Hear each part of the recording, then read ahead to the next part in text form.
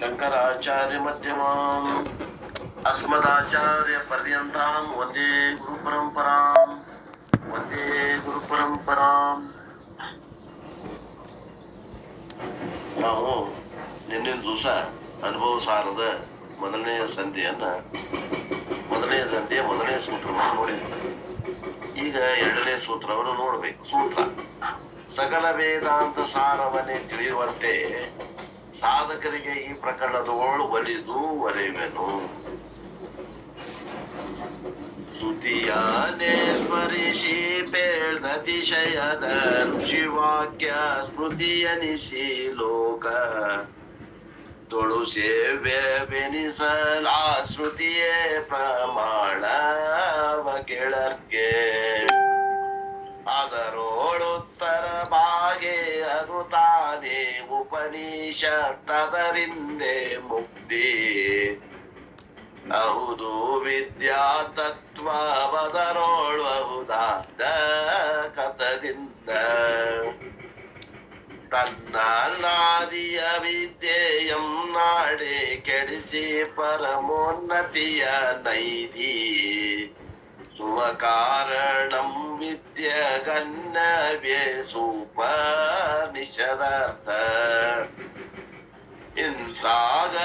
ಇಂತಾಗಲುಪನಿಷತ್ತಂ ತಿಳಿದು ಮುಕ್ತಿಯಂ ಸಂತರೈದುವುದು ವೇದಾಂತ ವಿಜ್ಞಾನ ಮುಂತಾದ ವಾಕ್ಯ ವಿಹವಾಗಿ ವೇದಾಂತದೊಳು ಗೋಪ್ಯವಾದರ್ಥ ಮಂತ್ರಿವಿಧಿಯಾದಿ ಪ್ರಕರಣ ಮನೆ ಮಾಳ್ಪೇನಾತ್ಮಗ್ರರಾದರದೋಳಾಲಿಸುವ ಪಾಂಗು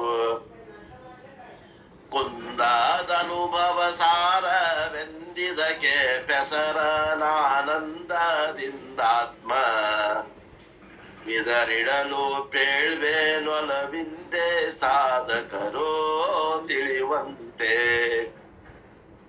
ಬಾಧೆಗೊಳಿಸುವ ಪೂರ್ವ ಸಾಧನಗಳನ್ನಿಲ್ಲಿ ಬೋಧಿಪುದನುಳಿದೆ ಅವು ಮುನ್ನವೇ ಮರಸದಿದರೆಯೋಳ್ವಪ್ಪೋದ್ಯವಾಗಿ ಇಲ್ಲಿ ಅಪ್ರಯೋಜನಂ ಸಲ್ಲಲಿತದಾತ್ಮ ಸುಖವಿಲ್ಲಿ ಜೀವೇಶ ಏಕತ್ವವದು ವಿಷಯವಿಲ್ಲಿ ಸಶಿಷ್ಯನಧಿಕಾರಿ ಪ್ರತಿಪಾದ್ಯವೇ ಬ್ರಹ್ಮ ಪ್ರತಿಪಾದಕವದಿಲ್ಲಿ ಪ್ರತಿಪಾದಕವನು ಪ್ರತಿಪಾದ್ಯದೊಡನೆ ಸಂಗತಿಸೆ ಸಂಬಂಧವದು ತಾನೇ ಇಲ್ಲಿ ಸಂಧಿ ಸಮಾಸ ಪಲ್ಲಟಂ ಮೊದಲಾದವೆಲ್ಲಮಂ ನೋಡ ದಿರಿ ನೀರ್ ಬೆರೆದ ಪಾಲನೊಲ್ಲದೆ ಹಂಸ ಬಿಡುತ್ತಿರುವುದೇ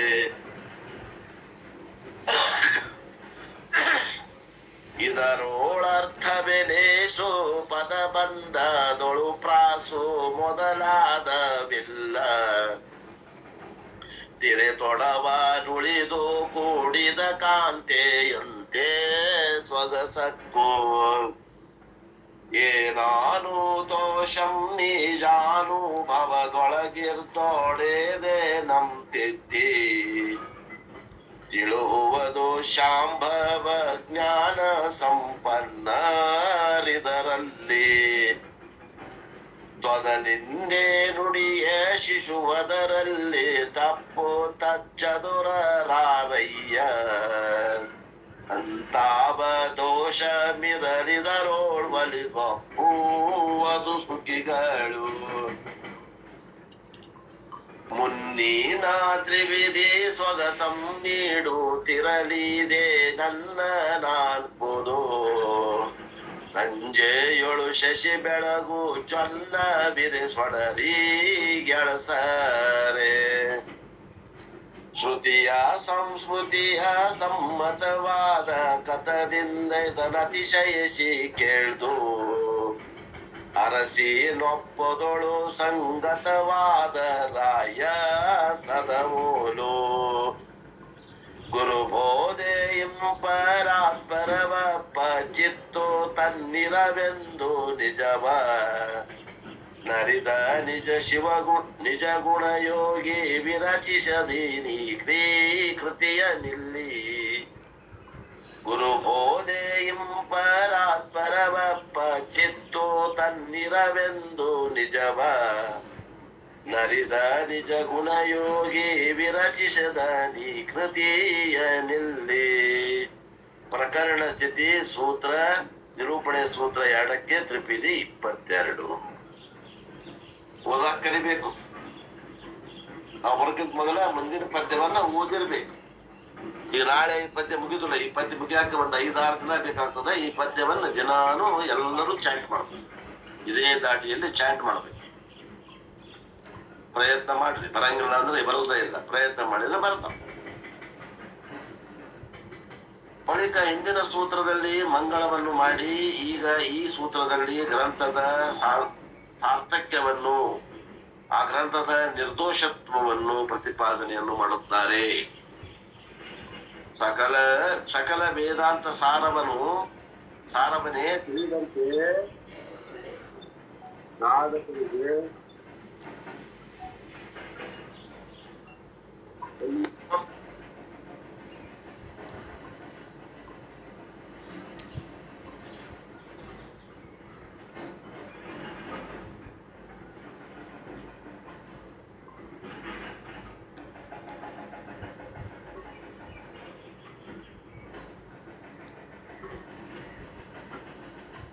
ನಮಸ್ಕಾರ ಸಾಹೇಬ್ರ. ಕೇಳ್ತಾ ಇಲ್ಲ ಕೇಳ್ತಾ ಇಲ್ರಿ ಪಟ್ಲಪ್ಪ, ಯಾಕೋ ಕೇಳ್ತಾ ಇಲ್ಲ. ಏನ ಫೋನ್ ಬಂದಿರೋ ಗುರುಗಳಿಗೆ? ಫೋನ್ ಬಂದಿರ್ಬೇಕ್ರಿ. ಫೋನ್ ಬಂದಿರ್ಬೇಕ್ರಿ ಗುರುಗಳ. ಹೌದು. ಸಕಲ ವೇದಾಂತ ಸಾರವನ್ನೇ ತಿಳಿಯುವಂತೆ ಸಾಧಕರಿಗೆ ಈ ಪ್ರಕರಣದಳು ಒಲಿದು ಬರೆವೆನು. ಸಕಲ ವೇದಾಂತ ಸಾರವನ್ನೇ ತಿಳಿಯುವಂತೆ ಸಾಧಕರಿಗೆ ಪ್ರಕರಣದಲ್ಲಿ ಒಲಿದು ಬರೆವೆನು, ತಿಳಿಸುವೆನು. ಭಾಳ ಮಾಡ್ಬೇಕು ಅಂತೈತ್ರಿ. ಭಾಳ ಚೆನ್ನಾಗೈತಿ. ಇದನ್ನ ನಾವು ತಿಳ್ಕೊಂಡ್ರೆ ನಮ್ಮ ಜೀವನವೇ ಧನ್ಯ.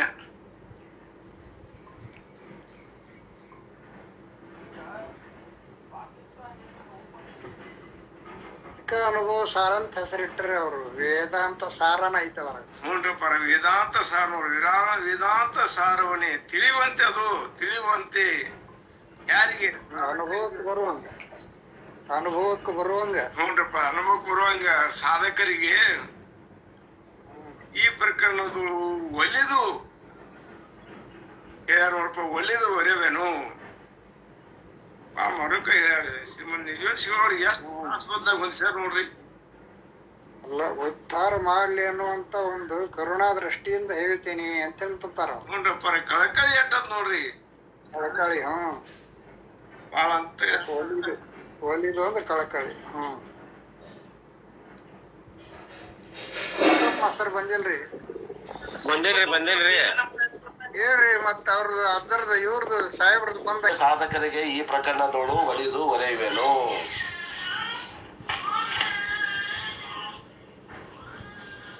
ಇನ್ನು ನಿಜಗೊಂಡ್ರು ಕೂಡಿಸಿ ಬರೀತಾರ. ಅವ್ರು ಬಿಡಿಸಿ ಓದಾಕ ಕಲಿಬೇಕ್ರಿ. ಪ್ರಾಕ್ಟೀಸ್ ಮಾಡ್ಬೇಕು. ಈಗ ಸಾಧಕರಿಗೆ, ಮುಮುಕ್ಷುಗಳಿಗೆ ಸಕಲ ಎಲ್ಲ ವೇದಾಂತ ಉಪನಿಷತ್ತುಗಳ ಸಾರವನ್ನೇ, ಅದ್ವೈತ ರೂಪ ತಾತ್ಪರ್ಯವನ್ನೇ ತಿಳಿಯುವಂತೆ ಅರಿಯುವ ಹಾಗೆ ಈ ಪ್ರಕರಣದೋಳು ಈ ಗ್ರಂಥದಲ್ಲಿ ಒಲಿದು ಪ್ರೀತನಾಗಿ ಒರೆಯುವೆನು ಹೇಳುತ್ತೇನೆ. ಅಂದ್ರೆ ಏನರ್ಥ? ಮುಮುಕ್ಷುಗಳಿಗೆ ಎಲ್ಲ ಉಪನಿಷತ್ತುಗಳ ಅದ್ವೈತ ರೂಪ ತಾತ್ಪರ್ಯವನ್ನೇ ಅರಿಯುವ ಹಾಗೆ ಈ ಗ್ರಂಥದಲ್ಲಿ ಪ್ರೀತಿಯಿಂದ ಹೇಳುತ್ತೇನೆ ಅಂತ ಹೇಳ್ತಾರೆ. ಅಂದ್ರೆ ಇದ್ರಾಗ ಉಪನಿಷತ್ತುಗಳ ಸಾರ ಐತಿ ಅಂತ ಅರ್ಥ. ದಶೋಪನಿಷತ್ತುಗಳ ಸಾರವೇ ಅನುಭವ ಸಾರ. ತಾತ್ಪರ್ಯ ಬರೀತಾರೆ ನೋಡ್ರಿ. ಸಕಲ ಉಪನಿಷತ್ತುಗಳಲ್ಲಿ ಹೇಳಲ್ಪಟ್ಟಂತ ಅದ್ವೈತ ರೂಪ ತಾತ್ಪರ್ಯವನ್ನು ಈ ಗ್ರಂಥದಲ್ಲಿ ಮುಮುಕ್ಷುಗಳು ಚೆನ್ನಾಗಿ ತಿಳಿಯುವಂತೆ ಪ್ರೀತಿಯಿಂದ ಹೇಳುತ್ತೇನೆ. ಶಂಕಾ ಮಾಡ್ತಾರೆ. ಶಂಕಾ, ಉಪನಿಷತ್ತುಗಳಲ್ಲಿ ಸೃಷ್ಟಿ ಪ್ರಳಯಾದಿ ಪ್ರಕ್ರಿಯೆಗಳು ಹಾಗೂ ನಿಯಾಮಕದಿಂದ ಜೀವೇಶ್ವರ ಭೇದವು ಈ ರೀತಿಯಿಂದ ದ್ವೈತವು ಹೇಳಲ್ಪಡುತ್ತಿರಲಿಕ್ಕೆ ಅದ್ವೈತವು ಹೇಗೆ?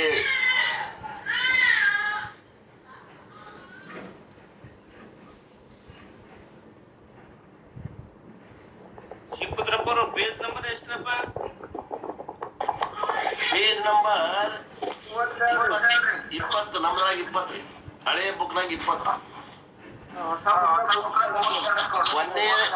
ಒಂದೇ ಸಂಧಿ 2ನೇ ಸೂತ್ರ ಪ್ರಾರಂಭ ರೀ. ಈಗ ಪ್ರಾರಂಭ ಮಾಡೇನ್ರಿ.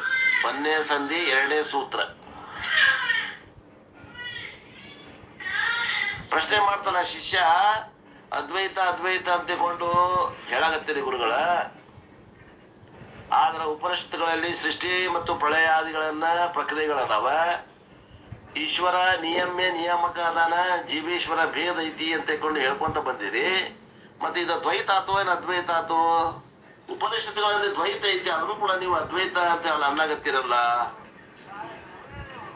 ಏನು ನೀವು ಅನ್ನೋ ಮಾತು ಮಂದಿ ಹೇಳ್ರಿ ನಿಟ್ಪುಟ್ಟಾಗಿ ಅಂತ ಪ್ರಶ್ನೆ ಮಾಡ್ಯಾರ. ಸಮಾಧಾನ ಹೇಳ್ತಾರ, ಪ್ರತಿಯೊಂದು ಉಪನಿಷತ್ತುಗಳಲ್ಲಿ 6 ಲಿಂಗಗಳಿರುತ್ತವೆ. ಅವುಗಳಲ್ಲಿ ಅದ್ವೈತ ರೂಪ ತಾತ್ಪರ್ಯವೇ ಹೊರಡುತ್ತದೆ. ಹೇಗೆಂದರೆ ಉಪಕ್ರಮ, ಉಪಸಂಹಾರ, ಅಭ್ಯಾಸ, ಅಪೂರ್ವತ, ಫಲ, ಅರ್ಥವಾದ, ಉಪಪತ್ತಿ ಎಂಬ 6 ಲಿಂಗಗಳುಂಟು. ಅಭ್ಯಾಸ ಮಾಡೇವೇನ್ರಿ ಇವನ್ನ?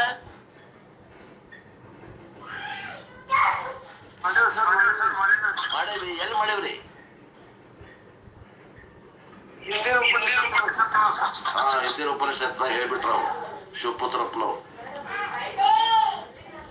ಷಡ್ಲಿಂಗಗಳನ್ನ ನಾವು ತೈತರಿಯ ಉಪನಿಷತ್ತಿನಲ್ಲಿ ಭಾಷ್ಯ ಮಾಡ್ಬೇಕಾದಾಗ ಹೇಳ್ಕೊಂತ ಬಂದ.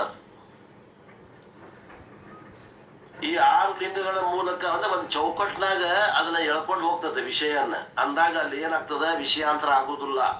ಈ ಚೌಕಟ್ನಾಗ ಹೋದ್ರೆ ಯಾವುದರಿಂದ ಸೃಷ್ಟಿ ಹೇಳಲ್ಪಡುತ್ತದೆಯೋ ಅಲ್ಲಿಯೇ ಆ ಸೃಷ್ಟಿಯ ಲಯವನ್ನು ಹೇಳಲ್ಪಡುತ್ತದೆ. ಈ ಒಂದು ಸೃಷ್ಟಿಯ ಅಧಿಷ್ಠಾನವಾದದ್ದೊಂದು ವಸ್ತು ನಿರೂಪಿಸಲ್ಪಡುತ್ತದೆ. ಇದೇ ಉಪಕ್ರಮ ಉಪಸಂಹಾರವೆಂಬ 1ನೇ ಲಿಂಗ. ಅದೇ ನೀನೆಂದು ಪುನಃ ಪುನಃ ಹೇಳುವುದೇ ಅಭ್ಯಾಸ ಲಿಂಗ. ಅದು ಪ್ರತ್ಯಕ್ಷಾದಿಗಳಿಗೆ ವಿಷಯವಲ್ಲ ಎಂದು ಹೇಳುವುದೇ ಅಪೂರ್ವತ. ಹೀಗೆ ತಿಳಿಯೋಣದ್ರಿಂದ ಈ ಜೀವನ್ ಮುಕ್ತಿ ವಿಧೇಯ ಮುಕ್ತಿಗಳೇ ಫಲವು. ದ್ವೈತವು ಮಿಥ್ಯೆ ಎಂದು ಅದನ್ನು ನಿಂದ ಮಾಡುವುದು, ಅದ್ವೈತವು ಸತ್ಯ ಎಂದು ಅದನ್ನು ಸ್ತುತಿ ಮಾಡುವುದೇ ಅರ್ಥವಾದವು. ಇದ್ದ ಒಂದು ಬ್ರಹ್ಮವೇ ಜಗತ್ತಿಗೆ ಕಾರಣವಾಗಿರುವುದೇ ಹೇಳುವುದೇ ಉಪಪತ್ತಿ. ಹೀಗೆ 6 ಲಿಂಗಗಳಿಂದ ಅದ್ವೈತವೇ ತಾತ್ಪರ್ಯ ರೂಪ ಆಗೈತಪ್ಪ. ದ್ವೈತ ಇಲ್ಲಂತಲ್ಲ, ತಾತ್ಪರ್ಯ ತಿಳ್ಕೋ. ಗೆಳೆಯನ ಮಗನ ಕೂಡ ಮಗ ಗೆಳತನ, ಏನು ವೈರಿಯ ಮಗನ ಕೂಡ ಗೆಳತನ ಮಾಡಿದಂತ ಮಗ ಮನೆಗೆ ಮಗನ್ನ ಅವನ ಗೆಳೆಯನ ಕರ್ಕೊಂಡ್ ಬಂದ ಅಂದ್ರ ಅವೇನಂತಾನ, ಅವನ ಎದುರಿಗೆ ಯಾರ ಮಗಪ್ಪ ಇವ ನನ್ನ ವೈರಿ ಮಗ, ಅವ್ರ ಅಪ್ಪನ ವೈರಿ ಮಗ ಇವ. ಯಾರು? ಅವನ ಗೆಳೆಯ, ಮಗನ ಗೆಳೆಯ. ವಿಷ ತಿನ್ನು ಹೋಗು ಅಂತಾನ. ವಿಷ ತಿನ್ನು ಹೋಗು ಅಂದ್ರೆ ಏನು? ಗೆಳತನ ಬಿಡು ಅಂತ ಅರ್ಥ. ಹಂಗ ಲಕ್ಷಾರ್ಥವನ್ನು ಗ್ರಹಣ ಮಾಡ್ಬೇಕು. ವೇದಾಂತದಲ್ಲಿ ಸೃಷ್ಟಿ ಪ್ರಕ್ರಿಯೆಗಳಲ್ಲಿ ದ್ವೈತನ ಐತಿ. ನಿಯಮ ನಿಯಾಮಕ, ಜೀವ ಈಶ್ವರರು ನಿಯಮ ನಿಯಾಮಕ ಅದಾರ. ಒಬ್ಬರಿಗೊಬ್ರು ಅವ ನಿಯಮನ ಮಾಡವ, ಇವ ನಿಯಮದಿಂದ ನಡ್ಕೊಳವ. ಈ ರೀತಿ ಐತಿ. ವ್ಯವಹಾರ ಇಲ್ಲಂತಲ್ಲ, ಅದು ದ್ವೈತ. ವ್ಯವಹಾರದ ದ್ವೈತನ ಐತಿ. ಆದ್ರೆ ದ್ವೈತ ಇರೋದು ಸತ್ಯ ಅಲ್ಲ, ಅದು ಮಿಥ್ಯ ಅದ. ಸತ್ಯ ಇರೋದು ಅದ್ವೈತ ಐತಪ್ಪ ಅಂತ ಹೇಳ್ಕೊಂಡು ಹೇಳೈತಿ. ಅದನ್ನ ಹೆಂಗ ನಿರ್ಣಯ ಮಾಡಿದ್ವಿ ಅಂದ್ರ ನಾವು ಷಡ್ಲಿಂಗಗಳ ಪೂರ್ವಕ ನಿರ್ಣಯ ಮಾಡೇವಿ. ಉಪನಿಷತ್ತು ವಾಕ್ಯಗಳನ್ನ ತಗೊಂಡು ಈ ಷಡ್ಲಿಂಗ ಅನ್ನುವಂತ ಒಂದು ಫ್ರೇಮ್ನಾಗ ಹಾಕಿ ನಿರ್ಣಯ ಮಾಡಿ ನಾವು ರಸ ಹಿಂಡೇವಿ, ವೇದಾಂತ ರಸವನ್ನ ಹಿಂಡೇವಿ. ಆದ್ದರಿಂದ ಈ 6 ಲಿಂಗಗಳ ತಾತ್ಪರ್ಯ ಏನೈತಿ? ಅದ್ವೈತ ಐತೆ ಹೊರತು ದ್ವೈತ ಇಲ್ಲ. ಮತ್ತೆ ಶಂಕ ಮಾಡ್ತಾವ. ಅಂದ್ರೆ ಗುರುಗಳ ವೇದಾಂತ ವಾಕ್ಯಗಳು ಸೃಷ್ಟಿ ಪ್ರಳಯಾದಿಗಳ ಮೇಲಿಂದ ಅಧಿಷ್ಠಾನ ಬ್ರಹ್ಮವನ್ನು ತೋರಿಸ್ತೇವೆ ಎಂದು ಹೇಳಿದ ಮೇಲೆ ದ್ವೈತದ ಸಾಧನದಿಂದಲೇ ಅದ್ವೈತ ನಿರೂಪಿಸಲ್ಪಡುತ್ತದೆ. ದ್ವೈತದಿಂದ ಅದ್ವೈತಕ್ಕೆ ಹೋದ್ರೆ ನೀವು ಈಗಾದ ಮೇಲೆ ದ್ವೈತವು ಮಿಥ್ಯೆ ಹೇಗೆ ಅಲ್ರಿ? ಈಗ ತಂದೆಯಿಂದ ಮಗ, ತಾಯಿಯಿಂದ ಮಗ ಹುಡ್ತಾನಂತ ಹೇಳ್ತಾರೆ. ಈಗ ತಂದೆನೂ ಖರೆ, ಮಗನೂ ಖರೆ ಅಂದ್ರ ಒಂದ್ ಮಾತು ಬೇರೆ. ತಂದೆ ಮಿಥ್ಯ, ಮಗ ಖರೆ ಅನ್ನಕ್ ಬರ್ತೇನು? ಕಾರಣ ಸತ್ಯ, ಕಾರಣ ಕಾರ್ಯವೂ ಸತ್ಯ ಅನ್ಬೇಕು ಒಂದು. ಇಲ್ಲದ ಕಾರಣವೂ ಮಿಥ್ಯ, ಕಾರ್ಯವೂ ಮಿಥ್ಯ ಅನ್ಬೇಕು. ಆದ್ರೆ ನೀವೇನಂತೀರಿ? ದ್ವೈತ ಮಿಥ್ಯ, ಅದ್ವೈತ ಸತ್ಯ ಅಂತೀರಲ್ಲ, ಹೆಂಗ? ದ್ವೈತವು ಮಿಥ್ಯೆಯಾದರೆ ಮಿಥ್ಯಾ ಸಾಧನೆಯಿಂದ ಪ್ರಾಪ್ತವಾದ ಅದ್ವೈತವು ಅದು ಮಿಥ್ಯೆ ಆಗಬೇಕಾಗುತ್ತದೆ. ಅದಕ್ಕೆ ಯಾಕೆ ಸತ್ಯತ್ವ ಹೇಳ್ತೀರಿ ನೀವು?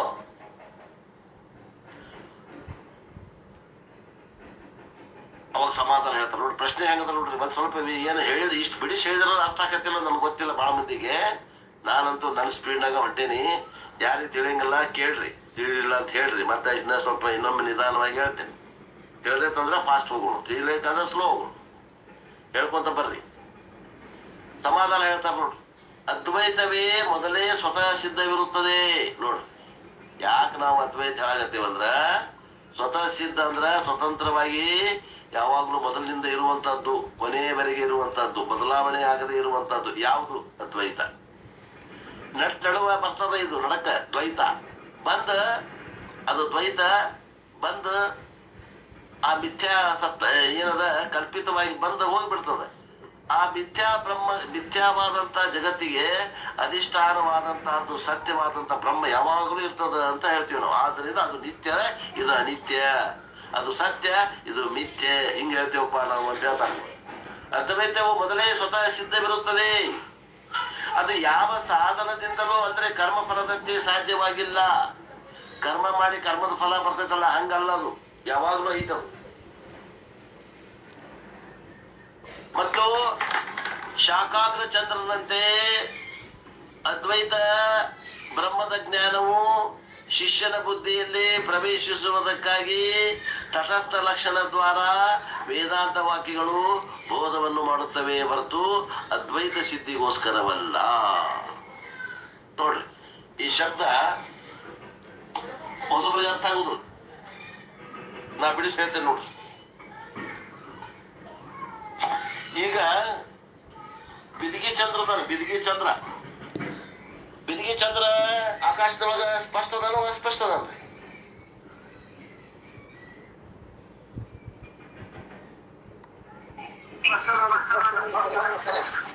ಹುಣ್ಣಿಮೆ ಚಂದ್ರ ಸ್ಪಷ್ಟ ಅದಾನ, ಬಿದಿಗೆ ಚಂದ್ರ ಹೆಂಗದಾನ? ಹಲೋ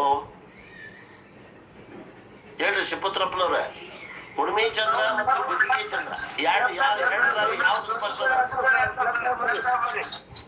ಕೇಳಬಂತ?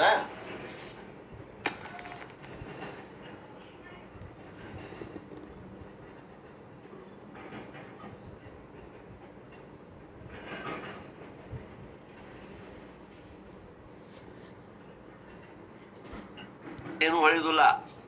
ಅಮಾಸಿ ಮುಗಿದು ಒಂದೇ ದಿವಸಕ್ಕೆ ಬಿದಿಗೆ ಚಂದ್ರ ಅಂತಾರ. ಒಂದೇ ದಿವಸ ಚಂದ್ರ ಅಗದಿ ಸಣ್ಣ ಕಾಣ್ತಿರ್ತಲ್ಲ ಒಂದೇ ದಿವಸ. ನಾವು ಆ ಬಿದಿಗೆ ಚಂದ್ರ ತೋರ್ಸ್ಬೇಕಾದ್ರ ಆಕಾಶದಾಗ ಎಲ್ಲದಲ್ಪ ಅಂತ ಹೇಳ್ಬೇಕಾದ್ರ ನೋಡು, ನಿನಗೆ ಕಾಣೋದಿಲ್ಲಲ್ಲ, ಇದು ಕಾಣತೈತೇನೆ, ಗಿಡದಾಗ ಮಾವಿನ ಹಣ್ಣು ಕಾಣತೈತೇನೆ, ಇಲ್ಲೊಂದ್ ದಪ್ಪ ಬಂದು ನನ್ ಬಟ್ರಿ ನೀರ್ತ ನೋಡು, ಒಂದ್ ಮಾವಿನ ಹಣ್ಣು ಕಾಣತೈತೇನು, ಆ 2 ಮಾವಿನ ಹಣ್ಣು ನಡಕ ಎಲಿ ಐತಿ ನೋಡಿ ಕಾಣ್ತೈತೇನು ಎಲಿ? ಎಲಿ, ಆ ಎಲಿ ಆ ಮಾವಿನ ಹಣ್ಣು ನಡಕ ಚಂದಪ್ಪ ಕಾಣಾಗತ್ತ ನೋಡು, ಬಿದಿಗೆ ಚಂದ್ರ ಕಾಣ್ತಾನೇನು? ಕಾಣ್ತಾನ. ಹಗಲತ್ತ ತೋರ್ಸಾಗತ್ತೇವಿ ಚಂದಪ್ಪನ, ರಾತ್ರಿ ಅಲ್ಲ. ಬಿದಿಗೆ ಚಂದ್ರನ್ನ ಹಗಲು ಹೊತ್ತಾಗ ತೋರ್ಸಾಗತ್ತೇವಿ. ಅದು ಸ್ಪಷ್ಟ ಇಲ್ಲ, ಅಸ್ಪಷ್ಟ ಅದ. ಅಂತ ಅಸ್ಪಷ್ಟವಾದಂತಹ ಬಿದಿಗೆ ಚಂದ್ರನನ್ನ ನಾವು ಹೆಂಗ್ ತೋರ್ಸಾಗತ್ತೇವ ಅಂದ್ರ ಶಾಖಾಗ್ರದಲ್ಲಿ ಚಂದ್ರನಂತೆ. ಶಾಖ ಅಂದ್ರೆ ಗಿಡದ ಒಂದು ಶಾಖೆಯ ಆ 2 ಎಲೆಗಳ ಮಧ್ಯದಲ್ಲಿ ಆ ಚಂದ್ರನ ನೋಡಿ, ಬಿದಿಗೆ ಚಂದ್ರ. ನಾವೇನ್ ತೋರಿಸ್ತೇವಿ? From the journeys from known to unknown. ನಮಗೆ ಏನ್ ಗೊತ್ತದ ಅಲ್ಲಿಂದ ಗೊತ್ತಿಲ್ಲದ ಕಡೆಗೆ ನಮ್ಮ ಪ್ರಯಾಣದ. ಗೊತ್ತಿರುವಂತಹ ದೇಹಾದಿಗಳಿಂದ, ಪ್ರಾಣಾದಿಗಳಿಂದ, ಮನಸ್ಸು ಬುದ್ಧಿಗಳಿಂದ ಗೊತ್ತಿರದೇ ಇರುವಂತಹ ತತ್ವದ ಕಡೆಗೆ ಒಯ್ಯುವಂತಹದ್ದು ಪಂಚಕೋಶ ವಿವೇಕ ಮಾಡಿದ್ವಿ ನೋಡಿ. ಅದಕ್ಕೇನಂತಾರ? ಶಾಖಾಗ್ರ ಚಂದ್ರನಂತೆ ಅದ್ವೈತ ಬ್ರಹ್ಮಜ್ಞಾನವು ಶಿಷ್ಯನ ಬುದ್ಧಿಯಲ್ಲಿ ಪ್ರವೇಶಿಸುವುದಕ್ಕಾಗಿ ತಟಸ್ಥ ಲಕ್ಷಣ ದ್ವಾರ ವೇದಾಂತ ವಾಕ್ಯಗಳು ಬೋಧ ಮಾಡುತ್ತವೆ. ಬ್ರಹ್ಮನನ್ನ ತಿಳಿಸ್ಲಿಕ್ಕೆ ಒಂದು ತಟಸ್ಥ ರೂಪ ಲಕ್ಷಣ ಅದ, ಒಂದು ಸ್ವರೂಪ ಲಕ್ಷಣ ಅದ, ಇನ್ನೊಂದು ಅತತ್ ವ್ಯಾವೃತ್ತಿ ಲಕ್ಷಣ ಅದ. ಏನ್ರಿ? ಬ್ರಹ್ಮನನ್ನ ತಿಳಿಸ್ಲಿಕ್ಕೆ 3 ತರದ ವಾಕ್ಯಗಳನ್ನ ಬಳಸ್ತಾನೆ. ಇಲ್ಲೇ ಇದು ತಟಸ್ಥ ಲಕ್ಷಣ. ತಟಸ್ಥ ಲಕ್ಷಣ ಅಂತಂದ್ರ ಗೊತ್ತಿರುವಂತಹ ಕಣ್ಣಿಗೆ ಕಾಣುವಂತಹ ಶಾಖೆಯನ್ನು ತೋರಿಸಿ, ಗಿಡದ ಮರದ ಶಾಖೆಯನ್ನು ತೋರಿಸಿ, ಆ ಶಾಖೆಯ ಅಗ್ರದಲ್ಲಿ ತುತ್ತ ತುದಿಯಲ್ಲಿ ತೋರಿಸ್ತಾ ಅಲ್ಲೇ ಆಕಾಶವನ್ನು ನೋಡಪ್ಪ, ಆ 2 ಗಿಡದ ಎಲೆ ನಡುಕ, ಆ ಟೊಂಗೆ 2 ಎಲೆಗಳ ನಡುಕ, ಆ ಹಣ್ಣಿನ ಮಧ್ಯದಲ್ಲಿ ಏನದ ಆಕಾಶದಾಗ, ಅಲ್ಲೇ ನೇರವಾಗಿ ಆಕಾಶದಾಗ ನೋಡು, ಅಲ್ಲಿ ಚಂದ್ರನದಾನೆ. ಹಂಗ ತೋರಿಸುವಂತದ್ದು ಏನಂತಾರೆ ಇದಕ್ಕ? ತಟಸ್ಥ ಲಕ್ಷಣ ದ್ವಾರ ವೇದಾಂತ ವಾಕ್ಯಗಳು ಬೋಧ ಮಾಡುತ್ತವೆ. ಸೃಷ್ಟಿ ಪೃಥ್ವಿ ತೇಜ್ ವಾಯು ಆಕಾಶ ಕಣ್ಣಿಗೆ ಕಾಣುವಂತ ತತ್ವವನ್ನು ಹಿಡ್ಕೊಂಡು ಹೋಗಿ ಭೂಮಿಗಿಂತಲೂ ಜಲ ಸೂಕ್ಷ್ಮ 10 ಪಟ್ಟು ದೊಡ್ಡದು, ಸೂಕ್ಷ್ಮ ಮತ್ತು ದೊಡ್ಡದು. ಜಲಕ್ಕಿಂತ 10 ಪಟ್ಟು ದೊಡ್ಡದು ಮತ್ತು ಸೂಕ್ಷ್ಮ ಅಗ್ನಿ, ಅಗ್ನಿಗಿಂತ 10 ಪಟ್ಟು ದೊಡ್ಡದು ಸೂಕ್ಷ್ಮ ವಾಯು, ವಾಯುಗಿಂತ 10 ಪಟ್ಟು ದೊಡ್ಡದು ಸೂಕ್ಷ್ಮ ಆಕಾಶ, ಆಕಾಶಕ್ಕಿಂತ ಎಷ್ಟೋ ಪಟ್ಟು ದೊಡ್ಡದು ಸೂಕ್ಷ್ಮ ಮಾಯಾ, ಮಾಯಾಕ್ಕಿಂತ ಅಗಣಿತವಾದ ಪ್ರಮಾಣದಲ್ಲಿ ಸೂಕ್ಷ್ಮ ಮತ್ತು ದೊಡ್ಡದು ಬ್ರಹ್ಮ. ಕಣ್ಣಿಗೆ ಕಾಣುವ ಜಗತ್ತಿನಿಂದ ಹಿಡ್ಕೊಂಡು ಕಣ್ಣಿಗೆ ಕಾಣದ ಬ್ರಹ್ಮನವರೆಗೆ ಹಿಂಗ ಹೋಗಿ ತಿಳಿಸೋದೇನೈತಲ್ಲ, ಇದಕ್ಕೇನಂತಾರ್ರಿ? ತಟಸ್ಥ ಲಕ್ಷಣ ಅಂತಾರೆ. ಈ ತಟಸ್ಥ ಲಕ್ಷಣ ದ್ವಾರ ವೇದಾಂತ ವಾಕ್ಯಗಳು ಶಿಷ್ಯನಲ್ಲಿ ಅವನ ಬುದ್ಧಿಯಲ್ಲಿ ಪ್ರವೇಶ ಮಾಡೋ ಸಲುವಾಗಿ ಈ ರೀತಿ ಉಪದೇಶವನ್ನ ಮಾಡ್ತಾವೆ ಹೊರತು ಅದ್ವೈತ ಸಿದ್ಧಿಗೋಸ್ಕರವಲ್ಲ. ಅದ್ವೈತ ಸಿದ್ಧಿಗಲ್ಲ, ಅದ್ವೈತ ಮೊದಲ ಐತಿ. ಅದ್ವೈತ ಸಿದ್ಧಿ ಮಾಡಕ್ ಹೊಂಟಿಲ್ಲ ನಾವು, ದ್ವೈತದಿಂದ ಅದ್ವೈತ ಸಿದ್ಧಿ ಮಾಡಕ್ ಹೊಂಟಿಲ್ಲ. ಅದ್ವೈತ ಅನ್ನೋದು ಮೊದಲ ಐತಿ. ಆ ಮೊದಲೇ ಇರುವಂತ ಅದ್ವೈತ ಮ್ಯಾಗ ದ್ವೈತ ಭಿನ್ನ ಸತ್ತದಾಗ ತೋರಾಗತ್ತದ. ಅದಕ್ಕೆ ನಾವ್ ಏನ್ ಮಾಡ್ತೇವಿ? ತಟಸ್ಥ ಲಕ್ಷಣ ದ್ವಾರ ಈ ಆತ್ಮನನ್ನ ತೀರಿಸೋದಕ್ಕೋಸ್ಕರ ಈ ರೀತಿ ನಾವು ಹೇಳ್ತಾ ಇದ್ದೀವಿ. ಆದ್ದರಿಂದ ನಾವು ಮಾಡ್ತಾ ಇರುವಂತಹ ಈ ಬೋಧೆ, ಈ ಜ್ಞಾನ, ಇದು ಅದ್ವೈತ ಸಿದ್ಧಿಗೋಸ್ಕರ ಅಲ್ಲ. ಆದ್ದರಿಂದ ದ್ವೈತದಿಂದ ಅದ್ವೈತ ಸಿದ್ಧಿ ಅಲ್ಲ, ಕಿಂತು ಅದ್ವೈತದಿಂದಲೇ ದ್ವೈತದ ಸಿದ್ಧಿಯಾಗಿರುತ್ತದೆ. ಹೇಗೆಂದರೆ ಅಧಿಷ್ಠಾನವಾದ ಶುದ್ಧಿಯಲ್ಲಿ ಕಲ್ಪಿತ ರಜತವು ಸಿದ್ಧಿಸಿದಂತೆ. ಅದೇನದರಿ? ಕಪ್ಪಿ ಚಿಪ್ಪದ ಅಧಿಷ್ಠಾನ ಏನದ? ಕಪ್ಪಿ ಚಿಪ್ಪದ. ಅಲ್ಲಿ ಬೆಳ್ಳಿ ತೋರ್ತಾ ಇದೆಯಲ್ಲ, ಬೆಳ್ಳಿ ಐತೇನೋ ಅಲ್ಲಿ?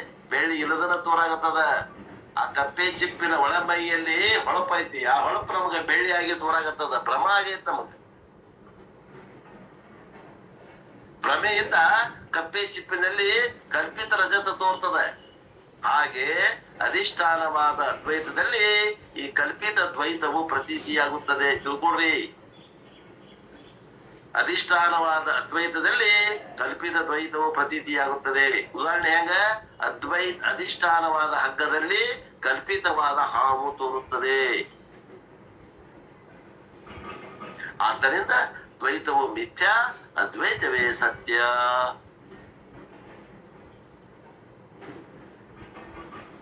ಸಮಾಧಾನ ಹೇಳಿದ್ರು. ಈ ಹೆಂಗ ಹೇಳ್ಯಾರ ಹಂಗ ತಿಳ್ಕೋಬೇಕು. ಜಗತ್ತು ಕಲ್ಪಿತ ಐತಿ, ಸ್ವತಂತ್ರ ಇಲ್ಲ. ಪರಮಾತ್ಮ ಸತ್ತ ತಗೊಂಡು ತೋರಾಗತ್ತೈತಿ. ಹೆಂಗಂದ್ರೆ ಹಗ್ಗದೊಳಗ ಹಾವಿನಂತೆ. ಇನ್ನೊಂದು ಉದಾಹರಣೆ ಹೆಂಗಂದ್ರೆ ಕಪ್ಪೆ ಚಿಪ್ಪಿನಲ್ಲಿ ತೋರಿದ ಬೆಳ್ಳಿ ಅಂತೆ. ಇನ್ನೊಂದು ಉದಾಹರಣೆ ಹೆಂಗಂದ್ರೆ ಮೋಟು ಮರದಲ್ಲಿ ಕಳ್ಳನಂತೆ. ಹಿಂಗ್ ಉದಾಹರಣೆ ಕೊಡ್ತಾರ. ಯಾಕ ಅವನು 3 ಉದಾಹರಣೆ ಕೊಟ್ಟಾರ ಅವೆಲ್ಲ ಮತ್ ಮುಂದೆ ಹೇಳ್ತಾರ. ಬಂದಾಗ ಹೇಳ್ತೀವಿ ನಾವು, ಒಮ್ಮಗರೆ ಎಲ್ಲ ಹೇಳುದಿಲ್ಲ. ಶಂಕ ಮಾಡ್ತಾರ, ಮತ್ ಶಂಕ ಮಾಡ್ತಾರ.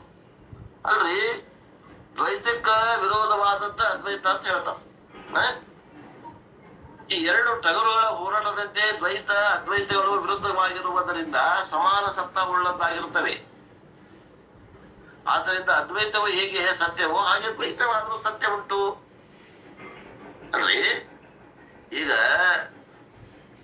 ಇಬ್ರು ಪೈಲ್ವಾನ್ರಿಗೆ ಹೋರಾಟ ಹಚ್ಚಿವಿ ನಾವು. ಪೈಲ್ವಾನ್ ಕುಸ್ತಿ ಹಿಡ್ದಾರ. ಇಬ್ರದು ಪೈಲ್ವಾನ್ರು ಬಲ ಹೆಚ್ಚು ಕಮ್ಮಿ ಒಂದೇ ಸಮಾನ ಇರ್ತತಿ. ಇವತ್ತು ಒಬ್ಬ ಗೆಲ್ಬಹುದು, ನಾಳೆ ಇನ್ನೊಬ್ಬ ಗೆಲ್ಬಹುದು. ಆ ಮಾತಾಡಿ ಇವತ್ತು ಕ್ರಿಕೆಟ್ ಮ್ಯಾಚ್ ನಡೆದಾವ, 11 ಟೀಮ್ ಸಮಬಲದಲ್ಲಿ ಇರ್ತಾವ. ಇಲ್ಲ ಅಸಮಬಲ ಇರ್ತಾರ? ಎಲ್ಲ ಸಮಬಲ ಇರ್ತಾರ. 2 ಸತ್ತ ಒಂದೇ ಇರ್ತವ. ಹಂಗಂದ್ರ ದ್ವೈತ ಅದ್ವೈತಕ್ಕೆ ವಿರೋಧ ಅದ. 2 ಟಗರಗಳು ಹೋರಾಡಿದಂಗ ದ್ವೈತ ಅದ್ವೈತಗಳು ಪರಸ್ಪರ ವಿರುದ್ಧ ಅದಾವ. ಈ ವಿರುದ್ಧ ಇದ್ದಾಗ ಇವು ಸಮಾನ ಸತ್ತ ಉಳ್ಳಂದಾಗ ವಿರೋಧ ಇರ್ತಾವ. ಯಾವಾಗಲೂ ವಿಷಮ ಸತ್ತ ಉಳ್ಳದ್ರಾಗ ಹೆಂಗ್ ವಿರೋಧ ಆಗ್ತದ? ಒಂದು ಸತ್ಯ ಒಂದು ಮಿಥ್ಯದಾಗ ವಿರೋಧ ಹೆಂಗ್ ಹೇಳ್ತೀರಿ ನೀವು? 2 ಮಿಥ್ಯರ ಇರ್ಬೇಕು, ಇಲ್ಲಾಂದ್ರೆ 2 ಸತ್ಯರ ಇರ್ಬೇಕು ಅನ್ರಿ ಅಂತ ನಾವು. ಎಷ್ಟು ಚಾಣಾಕ್ಷದ ನೋಡ್ರಿ ಅವ ಶಿಷ್ಯ. ಅಲ್ರಿ, ಆಸ್ತಿ ನಿಮ್ದು 10 ಎಕರೆ ಐತಿಪ್ಪ. ಒಬ್ಬ ಮಗ ಅದಾನ.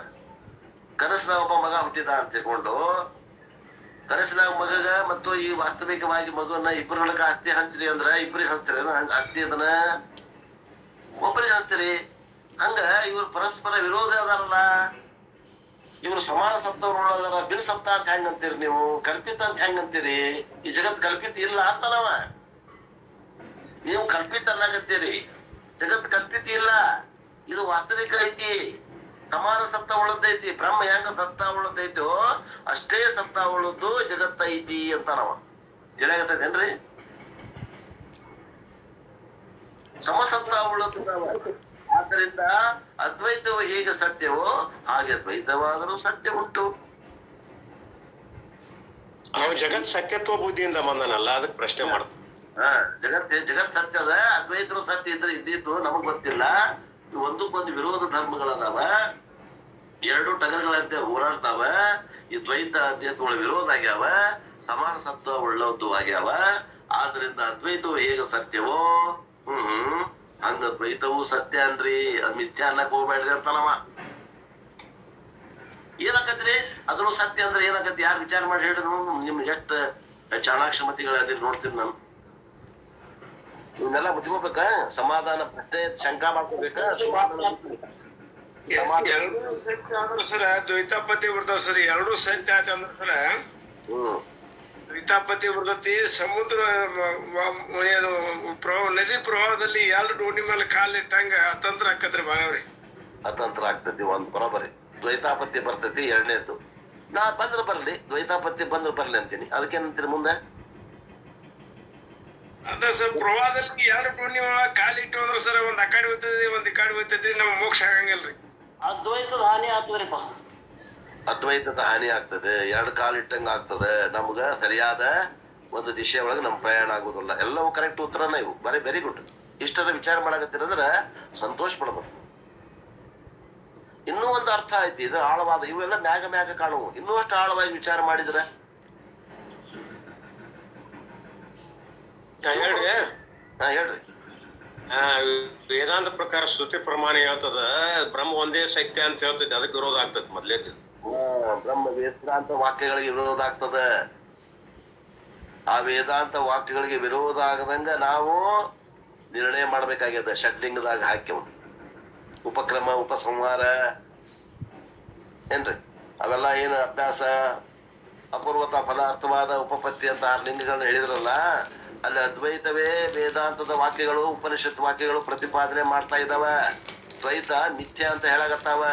ಆ ವೇದ ಪ್ರಮಾಣಕ್ಕೆ ಅನುಗುಣವಾಗಿ ನಾವು ನಿರ್ಣಯ ಮಾಡ್ಬೇಕಾಗ್ಯದ. ನಮ್ಮ ಕಣ್ಣಿಗೆ ಕಾಣೋದ ನಿರ್ಣಯ ಮಾಡಬಾರದು. ಕಣ್ಣಿಗೆ ಕಾಣೋದು ಹಿಡ್ಕೊಂಡ್ರೆ ನಮಗೂ ಸತ್ಯ ಅನಿಸ್ತೈತಿ, ನಮಗೆ ಸುಳ್ಳು ಅನಿಸ್ತೈತಿ. ಜಗತ್ತು ಸುಳ್ಳು ಅನ್ಸೋದಿಲ್ಲ. ಜಗತ್ತೇ ನಮ್ಗ ಪ್ರಮಾಣ. ನಮ್ಮ ಕಣ್ಣಿಗೆ ನೋಡಿದ್ರೆ ಇದು ಸುಳ್ಳು, ಇದು ಕಲ್ಪಿತ ಐತಿ, ಹಗ್ಗದಾಗ ಹಾವಿನಂಗ್ ಕಾಣ್ತೈತಿ. ಜಗತ್ತಿದೆ ನಮಗ್ ಅಂತಾನವ. ಅಲ್ರಿ ಜಗತ್ತು ನೀವು ಹಗ್ಗದಾಗ ಹಾವು ಅಂತೀರಿ. ಆ ಹಗ್ಗದಾಗ ಹಾವು ಕಾಣ್ಬೇಕಂದ್ರೆ 3 ಸಂಜೆ ಇವತ್ನಾಗ ಕಾಣ್ತೈತಿ. ಮತ್ತೀಗ ನಮಗೆ 3 ಸಂಜೆ ಆಗೈತೆ ಅಂತಾನ. ಆಮೇಲಂತಾನ 3 ಸಂಜೆ ಆಗೈತೆ ಅಂತ ಕೇಳ್ತಾನ. ಮತ್ ವಾದ ವಿವಾದ ಮಾಡ್ತಾನ. 3 ಸಂಜೆ ಕತ್ತಲಾಗ ಅಂದ್ರೆ ಪೂರ ಕತ್ಲು ಇರಬಾರ್ದು, ಪೂರ ಬೆಳಕು ಇರಬಾರ್ದು. ಅಮಾಸಿ ಕತ್ಲು ಇದ್ರು ಹಗ್ಗದಾಗ ಹಾವು ಅಭ್ಯಾಸ ಆಗೋದಿಲ್ಲ. ಪೂರ್ಣ ಮಧ್ಯಾಹ್ನ 12 ಗಂಟೆಗೆ ಬೆಳಕ ಪ್ರಕಾಶಮಾನವಾಗಿ ಬೆಳಕಿದ್ದಾಗೂ ಹಗ್ಗದಾಗ ಹಾವು ಕಾಣುದಿಲ್ಲ. ಸ್ವಲ್ಪ ಕತ್ಲ, ಅರೆ ಬೆಳಕು. 3 ಸಂಜೆ ಮುಂದೆ ಬೆಳಕಿನಾಗ ಏನಾಗ್ತೈತಲ್ಲ, ಸ್ವಲ್ಪ ಚುಮು ಚುಮು ಅನ್ನುವಂತ ಬೆಳಕ, ಚುಮು ಚುಮು ಅನ್ನುವಂತ ಕತ್ಲ, ಎರಡು ಮಿಕ್ಸನ್ ಇದ್ದಾಗ ಹಗ್ಗದಾಗ ಹಾವು ಕಾಣ್ತೈತಿ ಅಂತ ವಾದ ಮಾಡ್ತಾವ. ಮುಂದೆ ಇವೆಲ್ಲ ಬರ್ತಾವ್ರಿ. ಅವಾಗ ಏನಂತಾರ ನೋಡಪ್ಪ, ಪ್ರಕೃಷ್ಟ ಪ್ರಕಾಶದಾಗೂ ಕೂಡ ಅಭ್ಯಾಸ ಆಗ್ತದ. ಹೆಂಗಪ್ಪ ಅಂತಂದ್ರೆ ಕಪ್ಪೆ ಚಿಪ್ಪಿನಲ್ಲಿ ಬೆಳ್ಳಿ ಬಂದ ಬಿಡುತ್ತ ನೋಡ್ರಿ ಉದಾಹರಣೆ. ಅದಕ್ಕೆ ಅದನ್ನ ಕೊಟ್ರು. ಅವ ಹಿಂಗ ಅಂದಾಗ ಇದನ್ನ ಉದಾಹರಣೆ ಕೊಟ್ರು. ಕಪ್ಪೆ ಚಿಪ್ಪಿನಲ್ಲಿ ಬೆಳ್ಳಿ ಯಾವಾಗ ಕಾಣ್ತದ? ಮಧ್ಯಾಹ್ನ 12 ಗಂಟೆಗೆ ಅಗ್ನಿ ಪ್ರಕಾಶಮಾನವಾದ ಸೂರ್ಯನ ಬೆಳಕಿನಲ್ಲಿ ಮಾತ್ರ ಅಭ್ಯಾಸ ಆಗ್ತದ. ಅವಾಗ ಈ ಉದಾಹರಣೆ ತಗೋ. ಹಗ್ಗದಾಗ ಹಾವಿಗೆ ಉದಾಹರಣೆ ಅದು ಕೊಟ್ಟನ.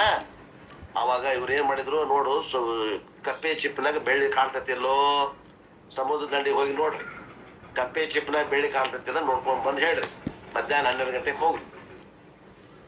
ಸಂಪೂರ್ಣ ಬೆಳಕಿದ್ದಾಗನು ಇದು ಅಭ್ಯಾಸ ಆಗ್ತದಪ್ಪ. ಅದಕ್ಕೆ ಈ ಉದಾಹರಣೆ ತಗೋ ಅಂತ ಹೇಳ್ತಾವ. ವೇದಾಂತ ವಾಕ್ಯಗಳು ಅದ್ವೈತದಲ್ಲಿನ ಅವ್ರದ್ದು ನಮ್ಮನ್ನು ಕರ್ಕೊಂಡು ಹೊಂಟಾವ. ಆದ್ದರಿಂದ ಅದ್ವೈತವೇ ಏನದ ನಿಜವಾದ ವಸ್ತು ಅದಂತೆ ನಿರ್ಣಯ ಮಾಡ್ಬೇಕಂದ್ರೆ ವೇದ ಪ್ರಮಾಣವನ್ನು ಬಿಟ್ಟರೆ ನಮಗಿದು ಮಾಡಕ್ ಬರೋದಿಲ್ಲ.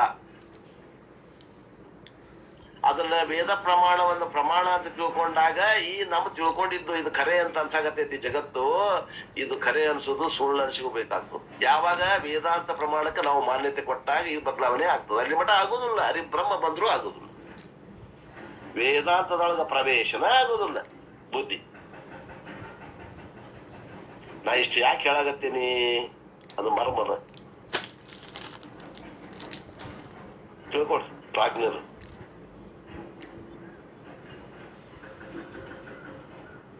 ಸಮಾನ ಸತ್ತ ಉಳ್ಳದಾಗಿರುತ್ತದೆ. ಆದ್ರಿಂದ ಅದ್ವೈತವು ಹೇಗೆ ಸತ್ಯವೋ ಹಾಗೆ ದ್ವೈತವಾದರೂ ಸತ್ಯ ಉಂಟು. ಹೆಂಗ್ ಹೇಳಾಗತ್ತಾನಿವ? ನೇತ್ರ ಪ್ರಮಾಣದಿಂದ ಹೇಳಾಗತ್ತಾನಿವ, ಕೇಳಾಗತ್ತಾನ. ನಾವ್ ಯಾವ ಪ್ರಮಾಣದಿಂದ ಏನ್ ನಿರ್ಣಯ ಮಾಡೀವಿ? ನಾವು ವೇದಾಂತ ಪ್ರಮಾಣದಿಂದ ನಿರ್ಣಯ ಮಾಡಿ ಸಮಾಧಾನ ಹೇಳ್ತಾರ ನೋಡಿ. ಅದ್ವೈತಕ್ಕೆ ದ್ವೈತವು ವಿರೋಧವಾಗಿದ್ದರೆ ಭೇದ ರೂಪ ದ್ವೈತವು ಉದಯವೇ ಆಗಬಾರದಾಗಿತ್ತು. ನೋಡ್ರಿ ಏನಂತಾರ, ಅದ್ವೈತಕ್ಕೆ ದ್ವೈತವು ವಿರೋಧವಾಗಿದ್ದರೆ ಭೇದ ರೂಪ ದ್ವೈತವು ಉದಯವೇ ಆಗಬಾರದಾಗಿತ್ತು. ನೋಡ್ರಿ ಇಲ್ಲಿ ಇದು ಅರ್ಥ ಆಗ್ಬೇಕಂದ್ರ ಹಿಂಗ್ ಮಾಡ್ರಿ. ಅದ್ವೈತ ಅಂದ್ರ ಬೆಳಕು ಅಂತ ತಿಳ್ಕೊಡ್ರಿ, ದ್ವೈತ ಅಂದ್ರ ಕತ್ತಲೆ ಅಂತ ತಿಳ್ಕೊಡ್ರಿ. ಕತ್ತಲೆ ಬೆಳಕಿಗೆ ವಿರೋಧ ಆಗೈತಿಲ್ಲೋ? ಆಗ್ಯದ. ಕತ್ತಲೆ ಇದ್ದಲ್ಲಿ ಬೆಳಕಿಲ್ಲ, ಬೆಳಕಿದ್ದಲ್ಲಿ ಕತ್ಲಿಲ್ಲ. ಹಾಗೆ ಐತೇನೋ? ಬೆಳಕಿದ್ದಲ್ಲಿ ಕತ್ಲ ಐತೇನ್ರಿ? ಇಲ್ಲ. ಕತ್ಲಿದ್ದಲ್ಲಿ ಬೆಳಕೈತೇನೋ? ಇಲ್ಲ. ಹಂಗಾರೆ ಅದ್ವೈತಕ್ಕ ದ್ವೈತ ಏನಾಯ್ತು? ವಿರೋಧ ಆತು. ಹಂಗ ಒಂದ್ ವೇಳೆ ವಿರೋಧ ಆಗಿದ್ರ ಈ ಭೇದ ರೂಪ ದ್ವೈತದ ಉದಯವೇ ಆಗಬಾರ್ದಾಗಿತ್ತು. ಎಲ್ಲಿ ಬೆಳಕದ ಅಲ್ಲಿ ಕತ್ಲು ಕಾಣಬಾರ್ದಾಗಿತ್ತು ಅಂತಾರವ. ಎಲ್ಲಿ ಬೆಳಕದ ಅಲ್ಲಿ ಕತ್ಲು ಕಾಣಬಾರ್ದಾಗಿತ್ತು. ಕತ್ಲು ಇರಬಾರ್ದು ಅಲ್ಲ, ಕೇಳ್ರಿ, ಹಂಗಲ್ಲ, ಕತ್ಲು ಇರಬಾರ್ದಲ್ಲ. ಅಲ್ಲ, ಅವನ ದೃಷ್ಟಿಯೊಳಗೆ ಪ್ರಶ್ನೆ ಅದು. ಕೇಳ್ರಿ, ಪ್ರಶ್ನೆ ಕೇಳ್ರಿ. ಬಾಳ ಚಂದ ಪ್ರಶ್ನೆ ಮಾಡ್ತಾನ. ಪ್ರಶ್ನೆ ಬಾಳ ಚಂದ ಉತ್ತರನು ಕೊಡಾಕತ್ತಾರ. ಸ್ವಲ್ಪ ಲಕ್ಷ ಕೊಟ್ಟು ಕೇಳ್ರಿ. ಈಗ ಒಂದ್ ಕಡೆ ಕತ್ಲದ, ಅಲ್ಲಿ ಬೆಳಕು ತಂದ್ರಿ. ಬೆಳಕು ತಂದ ಮ್ಯಾಗ ಕತ್ಲ ಹೋತು, ಹೌದಾ? ಕತ್ಲ ಹೋತು. ಈಗ ಯಾವ ಇದು ಅದ್ವೈತ ತತ್ವ ಎಲ್ಲ ಕಡೆ ಐತೆ ಅಂತೀರಿಲ್ ನೀವು? ವ್ಯಾಪಕ ಅಂತೀರಿಲ್ಲ? ಅದ್ವೈತ ಹೆಂಗಂತೀರಿ ನೀವು? ಪರಮಾತ್ಮ ಸ್ವರೂಪ ಸಚ್ಚಿದಾನಂದ ವ್ಯಾಪಕ ಐತಿ, ಎಲ್ಲಾ ಕಡೆನೂ ಐತಿ ಅಂತೀರಿಲ್ ನೀವು? ಐತಿ. ಮತ್ತೆ ಎಲ್ಲಾ ಕಡೆ ಇತ್ತಂದ್ರ, ಅದ್ವೈತ ಇತ್ತಂದ್ರ ದ್ವೈತ ತೋರ್ಬಾರ್ದು, ಕತ್ಲೆ ತೋರ್ಬಾರ್ದು.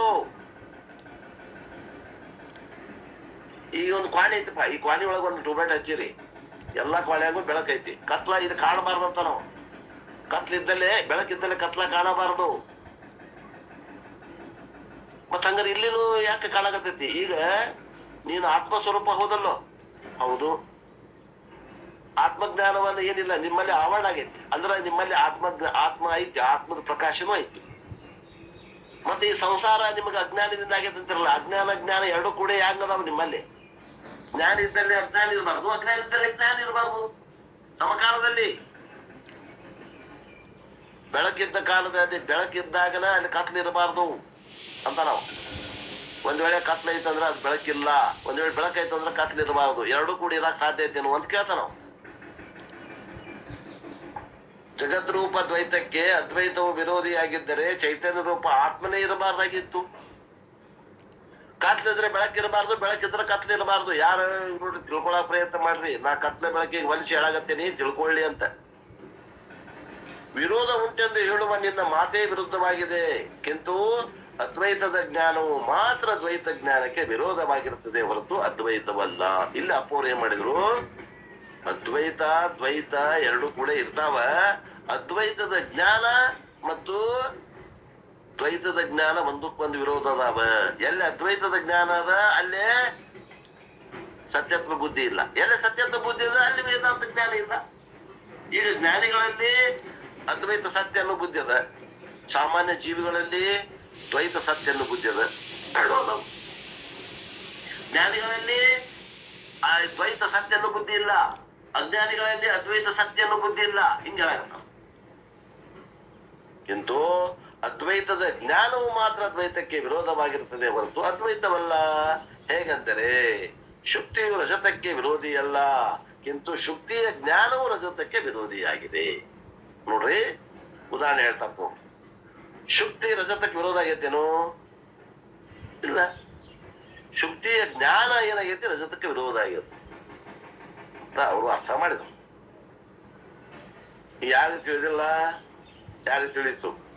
ಭಾರಿ ಸೂಕ್ಷ್ಮದ ಇಂಪಾರ್ಟೆಂಟ್ ಐತಿ, ಸೂಕ್ಷ್ಮ ಐತಿ, ಬಹಳ ಸೂಕ್ಷ್ಮದ. ನಾ ಎಷ್ಟು ತಿಳಿಸಿ ಹೇಳ್ಬೇಕು ಅಷ್ಟು ಹೇಳಿದೆ.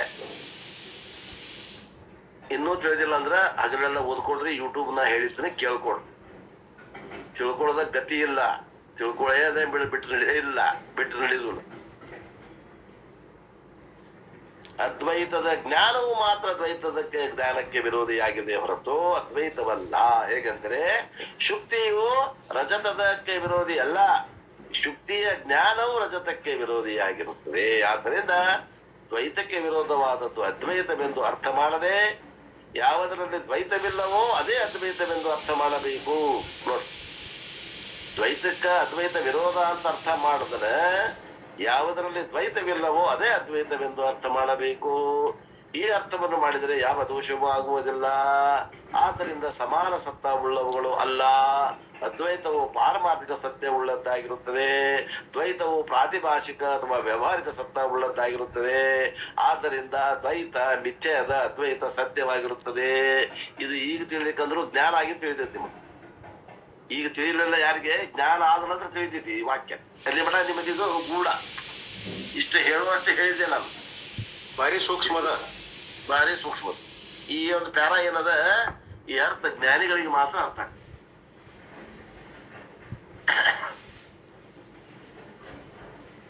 ಮತ್ತೆ ಶಂಕ ಮಾಡ್ತಾನ, ನೋಡ್ರಿ ಅವ ಶಿಷ್ಯ ಹಂಗಿದ್ದಾಗ ಅಲ್ಲಿ ವ್ಯವಹಾರ ಆಗೈತಿ. ನಮ್ದು ನೀವು ಎಲ್ಲ ಹಂಗ ಆ ಮಟ್ಟಕ್ಕಿದ್ರೆ ಇಲ್ಲಿ ವ್ಯವಹಾರ ಆಗ್ತದ, ಇಲ್ಲಾಂದ್ರೆ ವ್ಯವಹಾರ ಕಳಿಸ್ಕೊಂಡ್ ಬೀಳ್ತದ. ಅದ್ವೈತದಂತೆ ದ್ವೈತವಾದರೂ ಪಾರಮಾರ್ಥಿಕ ಸತ್ತ ಉಳ್ಳದ್ದಾಗಿರುತ್ತದೆ. ಯಾಕಂದರೆ ದ್ವೈತ ಜ್ಞಾನದಿಂದ ಅದ್ವೈತವೂ ತೋರುವುದಿಲ್ಲ, ಆದ್ದರಿಂದ ಎರಡೂ ಸಮಾನ ಉಂಟು. ಮತ್ತೆ ವಾದಿಸ್ತಾನವ. ಏನಪ್ಪಾ ಅಂದ್ರ, ಅಲ್ರಿ ನೀವು ಈಗ ಏನಂದ್ರಿ,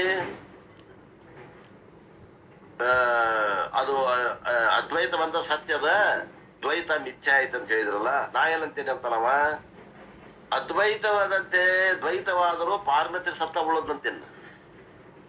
ಅಂದ್ರೆ ಮೂರೂ ಕಾಲದಾಗ ಸತ್ಯ ಉಳ್ಳದ್ದು ಯಾವುದೋ ಅದು ಪಾರಮಾರ್ಥಿಕ ಸತ್ಯ. ವರ್ತಮಾನ ಭೂತ ಭವಿಷ್ಯತ್ ಕಾಲದಲ್ಲಿ ಯಾವುದು ಬದಲಾವಣೆ ಆಗುವುದಿಲ್ಲವೋ ಅದು ಪಾರಮಾರ್ಥಿಕ ಸತ್ಯ. ಹಂಗ ಅದ್ವೈತದಂತೆ ದ್ವೈತವಾದರೂ ಪಾರಮಾರ್ಥಿಕ ಸತ್ಯ ಉಳ್ಳದ್ದು ಅಂತೇನ. ಹಂಗಂದ್ರೆ ಏನಕತಿ ಅಂತಾನ, ಬ್ರಹ್ಮ ಬಂದ ಪಾರಮಾರ್ಥಿಕ ಸತ್ತ ಅಲ್ಲ, ಈ ಜಗತ್ತು ಕೂಡ ಪಾರಮಾರ್ಥಿಕ ಸತ್ತದ ಅಂತೇನಿ ಅಂತ ನಾವು. ಯಾಕಂದ್ರ ದ್ವೈತ ಜ್ಞಾನದಿಂದ ಅದ್ವೈತವು ತೋರುವುದಿಲ್ಲ. ನೋಡ್ರಿ ನೀವೇನಂತೀರಿ, ಅದ್ವೈತ ಜ್ಞಾನದಿಂದ ದ್ವೈತ ತೋರುದಿಲ್ಲ ಅಂತ ನೀವಂತೀರಿ. ನಾ ಏನಂತೀನಿ, ದ್ವೈತ ಜ್ಞಾನದಿಂದ ಅದ್ವೈತ ತೋರುದಿಲ್ಲ ಅಂತೀನಿ. ಯಾಕ, ಜನಸಾಮಾನ್ಯರಿಗೆ ಪರಮಾತ್ಮ ದರ್ಶನ ಆಗೈತೇನೆ. ಈಗ ದ್ವೈತದಾಗ ಅದಾವ, ಈಗ ಅವ್ರಿಗೆ ಅದ್ವೈತದ ಜ್ಞಾನ ಆಗೈತೇನು, ಪರಮಾತ್ಮನ ಜ್ಞಾನ ಆಗೈತೆ ಆಗಿಲ್ಲ. ನೀವ್ ಹೆಂಗ ನಾನು ಅದ್ವೈತೊಳಗ ದ್ವೈತ ಐತೆ ಅಂತ ಹೇಳ್ತೇನಂತ ನಾವ. ಅಲ್ಲ, ಹಂಗಲ್ಲ. ಇದ್ರಾಗ ದ್ವೈತ ನೀವೇನಂದ್ರಿ ಆಗಲೇ, ಒಂದು ಪಾರಮಾರ್ಥಿಕ ಐತಿ, ಒಂದು ಪ್ರಾತಿಭಾಷಿಕ ಐತಿ ಅಂತ ಹೇಳಿದ್ರಿ. ಯಾವುದು ಆತ್ಮ ಅನ್ನುವಂಥದ್ದು, ಪರಮಾತ್ಮ ಅನ್ನೋದು ಪಾರಮಾರ್ಥಿಕ ಸತ್ತ ಹೇಳಿದ್ರಿ ನೀವು. ಜಗತ್ ಅನ್ನೋದು ನೀವು ಪ್ರಾತಿಭಾಷಿಕ ಅಥವಾ ವ್ಯವಹಾರಿಕ ಸತ್ತದಾಗ ಹಾಕಾಗತ್ತೆ. ಇರ್ಲಿ, ಹಾಕ್ರಿ, ಎರಡ ಹೇಳ್ಕೊಡ್ರಿ ನೀವು. ಒಂದು ಪಾರಮಾರ್ಥಿಕ ಸತ್ತ, ಇನ್ನೊಂದ್ರಾಗ ಪ್ರಾತಿಭಾಷಿಕರ ಅಂದ್ರಿ ಅಥವಾ ವ್ಯವಹಾರಿಕ ಸತ್ತಾರ ಅನ್ರಿ. ಈಗ ನೀವೇನಂತೀರಿ, ಆತ್ಮ ಪ್ರಾತಿಭಾಷಿಕ, ಇದು ಪಾರಮಾರ್ಥಿಕ ಸತ್ತ ಅಂತೀರಿ, ಈ ಜಗತ್ತು ಪ್ರಾತಿಭಾಷಿಕ ಅಂತೀರಿ. ನಾ ಏನಂತೀನಿ, ನಿಮ್ಮ ಏನ ಆತ್ಮ ಐತಲ್ಲ, ಅದು ಆತ್ಮನು ಏನದ ಪಾರಮಾರ್ಥಿಕ ಸತ್ತ ಐತಲ್ಲ, ಹಂಗ ಜಗತ್ತು ಕೂಡ ಪಾರಮಾರ್ಥಿಕ ಸತ್ತ ಐತೇನೆ ನಾನು. ನೀವ್ ಯಾಕೆ ವಾದಿಸ್ತೀರಿ ಪಾರಮಾರ್ಥಿಕ ಸತ್ತ ಭಗವಂತ ಅಂತ? ಅಧಿಷ್ಠಾನ ಜ್ಞಾನ ಆದ್ಮ್ಯಾಗ ಅಧ್ಯಸ್ಥ ವಸ್ತು ತೋರುವುದಿಲ್ಲ ಅಂತಿರ್ತೀವಿ. ಹಗ್ಗ ತೋರಿದ್ಮ್ಯಾಗ ಹಾವು ತೋರುದಿಲ್ಲ ಅಂತ ಹೇಳ್ತೀರಿ. ನಾವೇನಂತೀವಿ, ಹಾವು ಕಟ್ಟಾಗ ಹಗ್ಗ ಕಾಣುದಿಲ್ಲ. ಹಾವು ಕಟ್ಟಾಗ ಹಗ್ಗ ಕಾಣ್ತದೇನ್ರಿ ಅವಾಗ? ದುಂಡಪ್ಪ ಸರ, ಕಾಣುವುದಿಲ್ಲ. ಹಾವು ಕಂಡಾಗ ಹಾಕಿಲ್ಲ, ಹಾಕಿದ್ದಾಗ ಹಾವಿಲ್ಲ. ಹಗ್ಗ ಕಟ್ಟಾಗ ಹಾವು ಕಟ್ಟಾಗ ಹಗ್ಗ ಕಾಣುದಿಲ್ಲ ಅಂದಾಗ ಹಗ್ಗನ ಸುಳ್ಳಂತೀವಿ ನಾವು, ಹಾವು ಕರೀತೀವಿ. ನೀವೇ ಹಿಂಗಾಗಲ್ಬಾರ್ದು. ದೇವರ ಸುಳ್ಳ, ದೇವರ ಸುಳ್ಳ ಅದಾನ, ದೇವರ ನಿತ್ಯ ಅದಾನ, ನಮ್ ಜಗತ್ತು ಖರೆ ಅದ ಅಲ್ರಿಪ್ಪ ಅಂದ್ರೆ ಏನಾಕತಿ? ಹಿಂಗಿರ್ಬೇಕು ತರ್ಕ. ಇದಕ್ಕಂತಾರ ತರ್ಕ, ಚಕಮಕಿ ಅಂತಾರ. ಅವ್ರು ಮಾಡಿದ ಶಂಕಾನು ಅರ್ಥ ಆಗೋದಿಲ್ರಿ. ಅದ್ವೈತದಂತೆ ದ್ವೈತವಾದರೂ ಪಾರಮಾರ್ಥಿಕ ಸತ್ತ ಉಳ್ಳದ್ದಾಗಿರುತ್ತದೆ. ಯಾಕಂದ್ರೆ ದ್ವೈತ ಜ್ಞಾನದಿಂದ ಅದ್ವೈತವು ತೋರುವುದಿಲ್ಲ, ಆದ್ದರಿಂದ ಎರಡೂ ಸಮಾನ ಉಂಟು. ನೀವೇನಂದ್ರಿ, ದ್ವೈತಕ್ಕೆ ಅದ್ವೈತ ವಿರೋಧ ಅಲ್ಲ, ಅದ್ವೈತ ಜ್ಞಾನಕ್ಕೆ ದ್ವೈತ ವಿರೋಧ ಅದ ಅಂತ ಹೇಳಿದ್ರಿ. ಅದಕ್ಕೆ ನಾವೇನಂತೀವಿ, ದ್ವೈತ ಜ್ಞಾನವು ಏನದ, ಅದ್ವೈತವು ತೋರುವುದಿಲ್ಲ, ದ್ವೈತ ಜ್ಞಾನಕ್ಕ ಅದ್ವೈತ ವಿರೋಧ ಅದ ಅಂತೇಳಿ ನಾವು ಅವಾಗ ಏನಂತೀರಿ ನೀವು ಅಂತ ಸಮಾಧಾನ. ದ್ವೈತವು ಪಾರಮಾರ್ಥಿಕ ಸತ್ತ ಉಳ್ಳದ್ದಾಗಿದ್ದರೆ ಅದ್ವೈತದಂತೆ ದೃಗ್ರೂಪವಾಗಬೇಕಾಗಿತ್ತು. ನೋಡ್ರಿ, ಒಂದ್ ವೇಳೆ ನಿಮ್ಮ ದ್ವೈತ ಪಾರಮಾರ್ಥಿಕ ಸತ್ತ ಆಗಿತ್ತಂದ್ರ ನಮ್ಮ ಪಾರಮಾರ್ಥಿಕ ಸತ್ತ ಉಳ್ಳಂತ ಬ್ರಹ್ಮ ಏನಾಗೈತಿ, ದೃಶ್ಯ ಐತೋ ಏನೋ ದೃಕ್ ಐತೋ? ಅದು ಪಾರಮಾರ್ಥಿಕ ಸತ್ತ ಇರುವಂತ ಆತ್ಮ ದೃಕ್ ಅದ, ದೃಶ್ಯ ದೃಕ್ಕದ ದೃಕ್ಕದ. ಅವಾಗ ಹಂಗ ಬಂದೇಳಿ ನಿಮ್ ಜಗತ್ತು ಕೂಡ ನಿಮ್ಮದು ಪಾರಮಾರ್ಥಿಕ ಸತ್ತ ಆಗಿತ್ತಂದ್ರ ಅದ ಏನಾಗಬೇಕಾತು?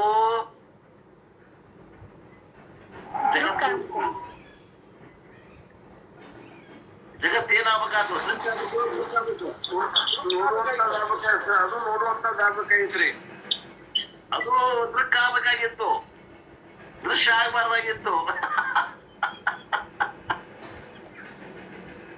ನೋಡ್ರಿ ಬುದ್ಧಿ ಎಷ್ಟು ತುರುಕ್ಬೇಕಾಗ್ತದೆ, ನೋಡ್ರಿ ಬುದ್ಧಿ ಎಷ್ಟು ತುರುಕ್ಬೇಕು ನೋಡ್ರಿ. ಉತ್ತರ ಹೇಳೋರ್ ತಾಕತ್ರಿ ಇಲ್ಲಿ. ಉತ್ತರ ಪ್ರಶ್ನೆನು ಗುರುವನ ಮಾಡ್ಯಾನ್ರಿ, ಇಲ್ಲಿ ಶಿಷ್ಯ ಮಾಡಿಲ್ಲ. ಶಿಷ್ಯ ಏನ್ ಮಾಡ್ತಾನ? ಪ್ರಶ್ನೆ ಗುರುವಿನ ಶಿಷ್ಯ ಎಬ್ಬಿಸ್ತಾನ, ಪ್ರಶ್ನೆ ಗುರುವಿನ ಎಬ್ಬಿಸ್ತಾನ. ಶಿಷ್ಯಾಗ ಗುರು ಹಿಂಗ ಶಿಷ್ಯ ಹಿಂಗ ಪ್ರಶ್ನೆ ಮಾಡ್ಬೇಕಪ್ಪ ಅಂತ ದಾರಿ ಮಾಡಿಕೊಡ್ತಾನ, ಕಲಿಸ್ಕೊಡ್ತಾನ ಗುರು. ಒಂದು ತಾಯಿ ಕೋಳಿ ಮರಿ ಕೋಳಿಗೆ ಕಾಳುಗಳನ್ನ ಬಾಯಾಗ ಹಾಕ್ತದ ನೋಡ್ರಿ, ತಿನ್ನಿಸ್ತದ. ಹಿಂಗ ತಿನ್ಬೇಕು, ಹಿಂಗ ಹೆಕ್ಕಬೇಕು, ಹಿಂಗ ಭಯ ಹಾಕೋಬೇಕು, ಹಿಂಗ ನುಂಗ್ಬೇಕು.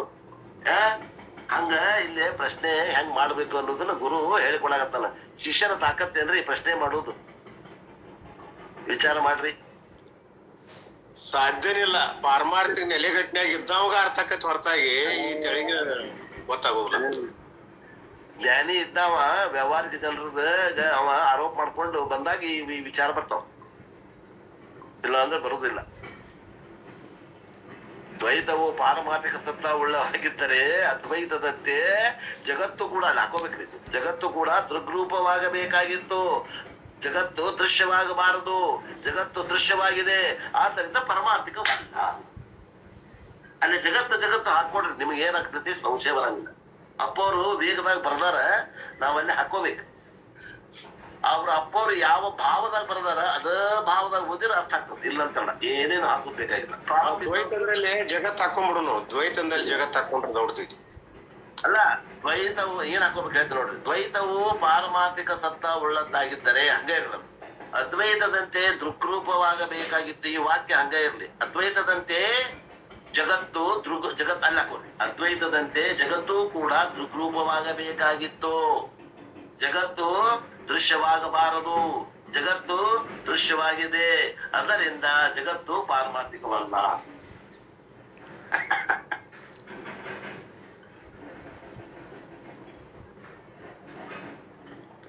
ಇದನ್ನ ಗ್ರಂಥ ಇದನ್ನ ಟೀಕಾಸದ ಓದಿ ಹೇಳ್ಬೇಕಂದ್ರು ಆ ವಿಶ್ವಪತ್ರಪ್ಪದವ್ರ ಅನುಗ್ರಹ ಆಗ್ಬೇಕು ಮೊದಲು ನಮ್ಗೆ.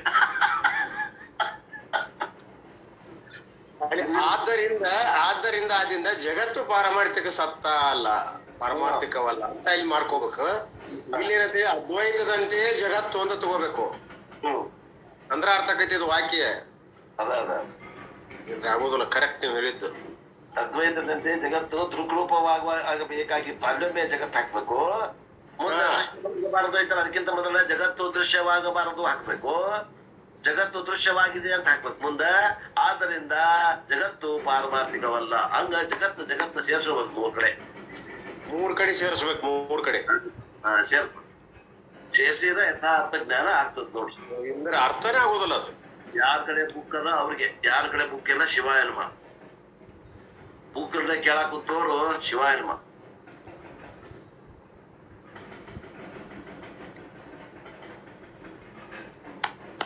ನಾವೆಲ್ಲ ಬಾಳ್ ತಿರ್ಗಾಡೇವ್ರಿ ಇವನ್ನೆಲ್ಲ ಹಿಂಗ್ ತಿಳ್ಕೊಬೇಕಾದ್ರ ಒಂದ್ ದಿವ್ಸ ಗಂಟೆ ಕುಂತೇನ ಹಿಡ್ಕೊಂಡು, ಏನಪ್ಪಾ ಗುರುವೆ ಏನ್ ಕಾಳ ಏನ್ ತಿಳಿಯವಲ್ದಲ್ಲ, ಹಿಂಗಂತಾರ ಅದು ಏನ್ ಅರ್ಥನ ಆಗಿ ಬಂದಲ್ಲ. ಶಂಕನ ಅರ್ಥ ಆಕೈತಿ ಸರ್. ದ್ವೈತಕ್ಕೆ ಜಗತ್ತು, ದ್ವೈತ ಬರೋಬ್ಬರ ಜಗತ್ತು, ಅದ್ವೈತ ಬರೋಬ್ಬರ ಬ್ರಹ್ಮ, ಹಿಂಗ ಹಾಕೊಂಡ್ರೆ ಬರೋಬ್ಬರ ಮೊದಲ ಅರ್ಥ ಹಾಕಿದ್ರಲ್ಲ. ಏನ್ ಪ್ರಶ್ನೆ ಮಾಡಕತ್ತಾನ ಅರ್ಥ ಆಗ್ತಿದೆ. ಅಷ್ಟು ದೊಡ್ಡ ಬುದ್ಧಿ ನಮ್ದು. ಈಗ ಅವ್ರು ಅದನ್ನ ಚೂಪ್ ಮಾಡ್ಯಾರ, ಈಗ ಪಟ್ ತಿಳಿತದ. ಈಗ ಏನಾಗ್ತದ, ಕೈಯಾಗ ಬುಕ್ ಹಿಡಿಯುತ್ತೆ ತಿಳಿದ್ಬಿಡ್ತದೆ. ಮೊದಲು ನಾವೇನು ಇದನ್ನ ಓದಿಲ್ಲ, ಮತ್ತೆ ನಾ ಏನು ಈ ಒಟ್ಟ ಇದನ್ನ ಓದಾಕ ಹೋಗುದಿಲ್ಲ. ಅಂದ್ರೆ ಮೊದಲ ಒಂದ್ 15-20 ಸಲ ಓದಿ ಇಟ್ಬಿಟ್ಟೇನಿದ್ರು, ಬಿಟ್ಟೇ ಇಲ್ಲ. ನಾನು ಹೊಟ್ಟೆ ಮೇಲೆ ಹತ್ತಿತ್ತು ನನಗೆ, ಅನುಭವ ಸಾರ ತಿಳಿಯುವ ಅಂತಲ್ಲ, ನನಗೆ ಹೊಟ್ಟೆ ಮೇಲೆ ಹತ್ಬಿಟ್ಟಿತ್ತು ನನಗೆ. ಕೊನೆಗೆ ನಾವು ವೃತ್ತಿ ಪ್ರಭಾಕರವನ್ನ ಪ್ರಭು ಸ್ವಾಮಿಗಳ ಬಾಯಲ್ಲಿ ಕೇಳಿದ ನಂತರ ನನ್ನ ತಿಮ್ಮಾಪುರದ ಬಸವರಾಜಪ್ಪ ಅವ್ರ ಬಾಯಲ್ಲಿ ಮತ್ತೆ ಇದನ್ನ ಅನುಭವ ಸಾರ ಕೇಳಿದಾಗ ಅವಾಗ ಪಟಾಯಿಸ್ತೀವಿ ಅನುಭವ ಸಾರ. ಅಲ್ಲಿ ಮಠ ಗುದ್ದಾಡಿದ್ರಿ. 3ನೇ ಸಂಧಿ ಅಂತೂ ಬಹಳ ಗುದ್ದಾಡಿದ್ರಿ, ಭಯಂಕರ ಗುದ್ದಾಡಿ. ಕೇಳಿದ್ರು ಇವತ್ತು ಗುಂಡಪ್ಪ ಸರ್ ಗೈತ್ ನೋಡ್ಕೊತೈತಿ. 3ನೇ ಸಂಧಿ ಅಂತೂ ಬಹಳ ಕಠಿಣ ಅದ. ಅದು ತಿಳಿದು ಬಹಳ ಕಷ್ಟ ಅಂತ ಹೇಳ್ರಿ. 2-3 ಸಲ ಅದಾಗ ತಿಳಿತೈತಿ ಅದು. ಅಲ್ಲ 2 ಸಲ ಅಂದ್ರೆ ಏನು, ವೃತ್ತಿ ಪ್ರಭಾಕರ ಅಭ್ಯಾಸ ಮಾಡಿದ್ರು ತಿಳಿತೈತಿ ಇದು 3ನೇ ಸಂಧಿ. ಸರಿ ವೃತ್ತಿ ಪ್ರಭಾಕರ ನಂಗೆ ತಿಳಿದಷ್ಟು ನಾ ಹೇಳ್ತೀನಿ. ಇಲ್ಲಿ ಅಲ್ಲಿ ಏನದ, ವೃತ್ತಿ ಪ್ರಭಾಕರ ಸ್ವಲ್ಪ ಅಭ್ಯಾಸ ಮಾಡಿದವ್ರಿಗೆ ತಿಳಿತೈತೆ ಹೊರತು ಉಳಿದವರಿಗೆ ಸ್ವಲ್ಪ ಕಠಿಣ ಆಗ್ತದೆ.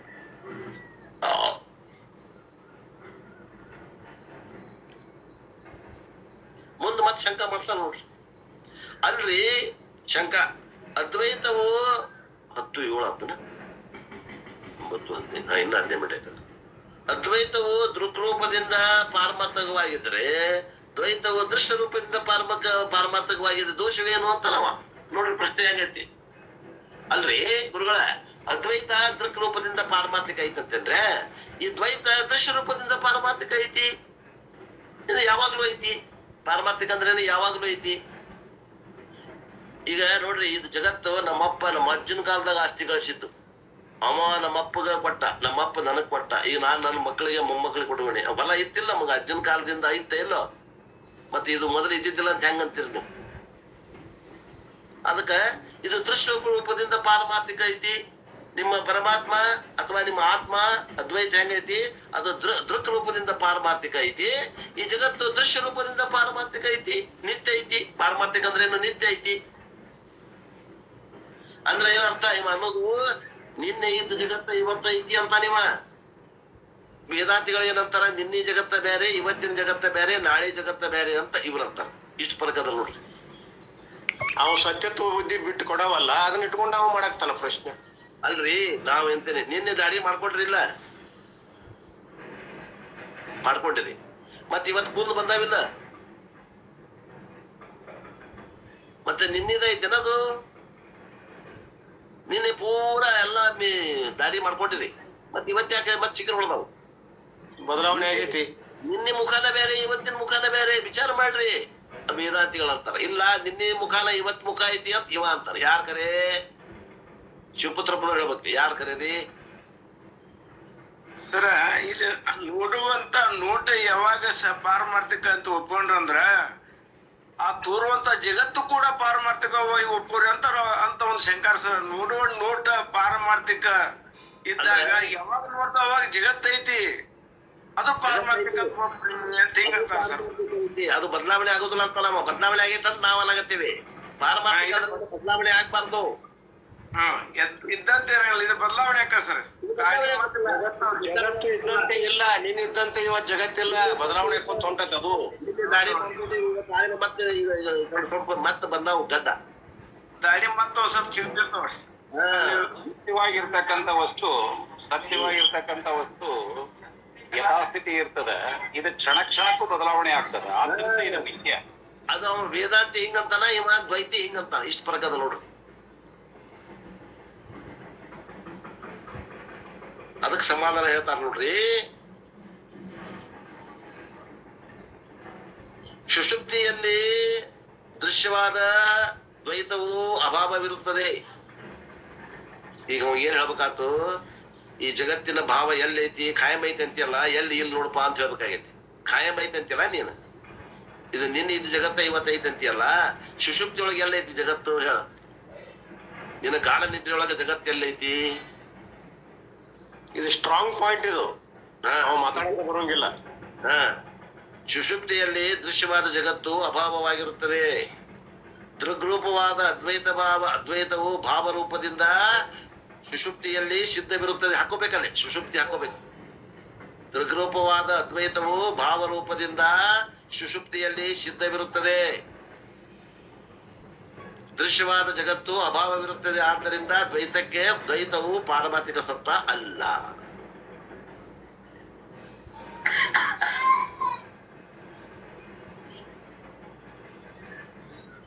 ಮತ್ ಶಂಕ ಮಾಡ್ತಾರೆ, ಅಲ್ರಿ ಆಯ್ತು ಬಿಡ್ರಿ, ನೀವ್ ಹೇಳುದು ಒಪ್ಪಿದೆ ಗುರುಗಳೇ. ಮುಂದಿನ ಪ್ರಶ್ನೆ ನೋಡ್ರಿ.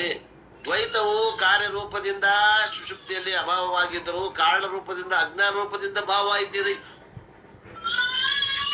ಸುಷುಪ್ತಿಯಲ್ಲಿ ಜಗತ್ತು ಕಾರ್ಯರೂಪದಿಂದ ಅಭಾವ ಇತ್ತು, ಒಪ್ತೇನೆ. ಆದ್ರೆ ಕಾರಣವಾದ ಅಜ್ಞಾನ ರೂಪದಿಂದ ಐತಲ್ಲ. ಆದ್ದರಿಂದ ಪುನರ್ ಜಾಗೃತದಲ್ಲಿ ಪುನಃ ಸೃಷ್ಟಿಯಲ್ಲಿ ಯಥಾವತ್ತ ತೋರ್ತದೆ. ಆದ್ದರಿಂದ ದ್ವೈತವು ಪಾರಮಾರ್ಥಕವಾಗಿದೆ ಅಂತ ಭಾರಿ ತಿಳಿವನದನ್ರಿ ಅವು, ಭಾರಿ ತಿಳಿವನದಾನ. ಗುರುನೇ ಎಬ್ಸ್ಯಾರ ಪ್ರಶ್ನೆ ಇದು. ಪ್ರಶ್ನೆ ಉತ್ತರ ಗುರುನೇ ಎಬ್ಸ್ಯಾರ. ಶಿಷ್ಯ ಕೇಳಕ್ ತಯಾರ ಸಾಧ್ಯನೇ ಇಲ್ಲ ಇಂಥ ಪ್ರಶ್ನೆ.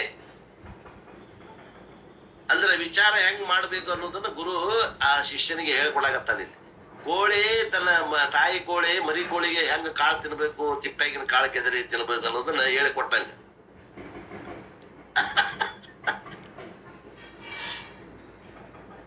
ಸಮಾಧಾನ ಹೇಳ್ತಾರೆ ನೋಡ್ರಿ. ಸುಷುಪ್ತಿಯಲ್ಲಿ ದ್ವೈತವು ಬೀಜ ರೂಪದಿಂದ ಇದ್ದರೂ ಕೂಡ ಸಮಾಧಿ ಅವಸ್ಥೆಯಲ್ಲಿ ಅಭಾವವಾಗಿದೆ. ನೀವಪ್ಪ ಸುಷುಪ್ತಿ ಅವಸ್ಥೆ ನಿನಗೆ ಉದಾಹರಣೆ ಹೇಳಿದ್ದೀವಿ. ನಿಜವಾಗಿ ನಮ್ಗೆ ಸುಷುಪ್ತಿ ಹೇಳುವುದಿಲ್ಲ. ನೀ ಹೇಳಿದ್ ಬರೋಬರಿ. ಸುಷುಪ್ತಿ ಒಳಗ ಕಾರಣ ರೂಪದಿಂದ ಐತಿ ಜಗತ್ತೈತಿ, ಕಾರ್ಯರೂಪದಿಂದ ಇಲ್ಲ. ಹೌದು, ವ್ಯಕ್ತ ಇಲ್ಲ, ಅವ್ಯಕ್ತ ಅದ. ಹೌದು, ಬರೋಬರಿ. ನಾವು ಸುಷುಪ್ತಿ ಉದಾಹರಣೆ ಯಾಕೆ ಕೊಟ್ಟೇವಿ? ಅಜ್ಞಾನಿಗಳಿಗೂ ಕೂಡ ಜಾಗೃತ ಸ್ವಪ್ನ ಸುಷುಪ್ತಿ ಅನುಭವ ಐತಿ. ನಾವು ಅಲ್ಲೇ ಸುಷುಪ್ತಿ ಉದಾಹರಣೆ ಎದಕ್ ಕೊಟ್ಟೇವಿ ಅಂದ್ರ ನಮ್ಮ ಜ್ಞಾನಾವಸ್ಥೆ ಏನಂತ ಜ್ಞಾನದ ಒಂದು ಪ್ರಖರತೆ ಏನ್ ಜ್ಞಾನ ಆದವಂಗ ಅದಕ್ ನಾವ್ ಏನಂತೇವಿ ಅಂತಂದ್ರ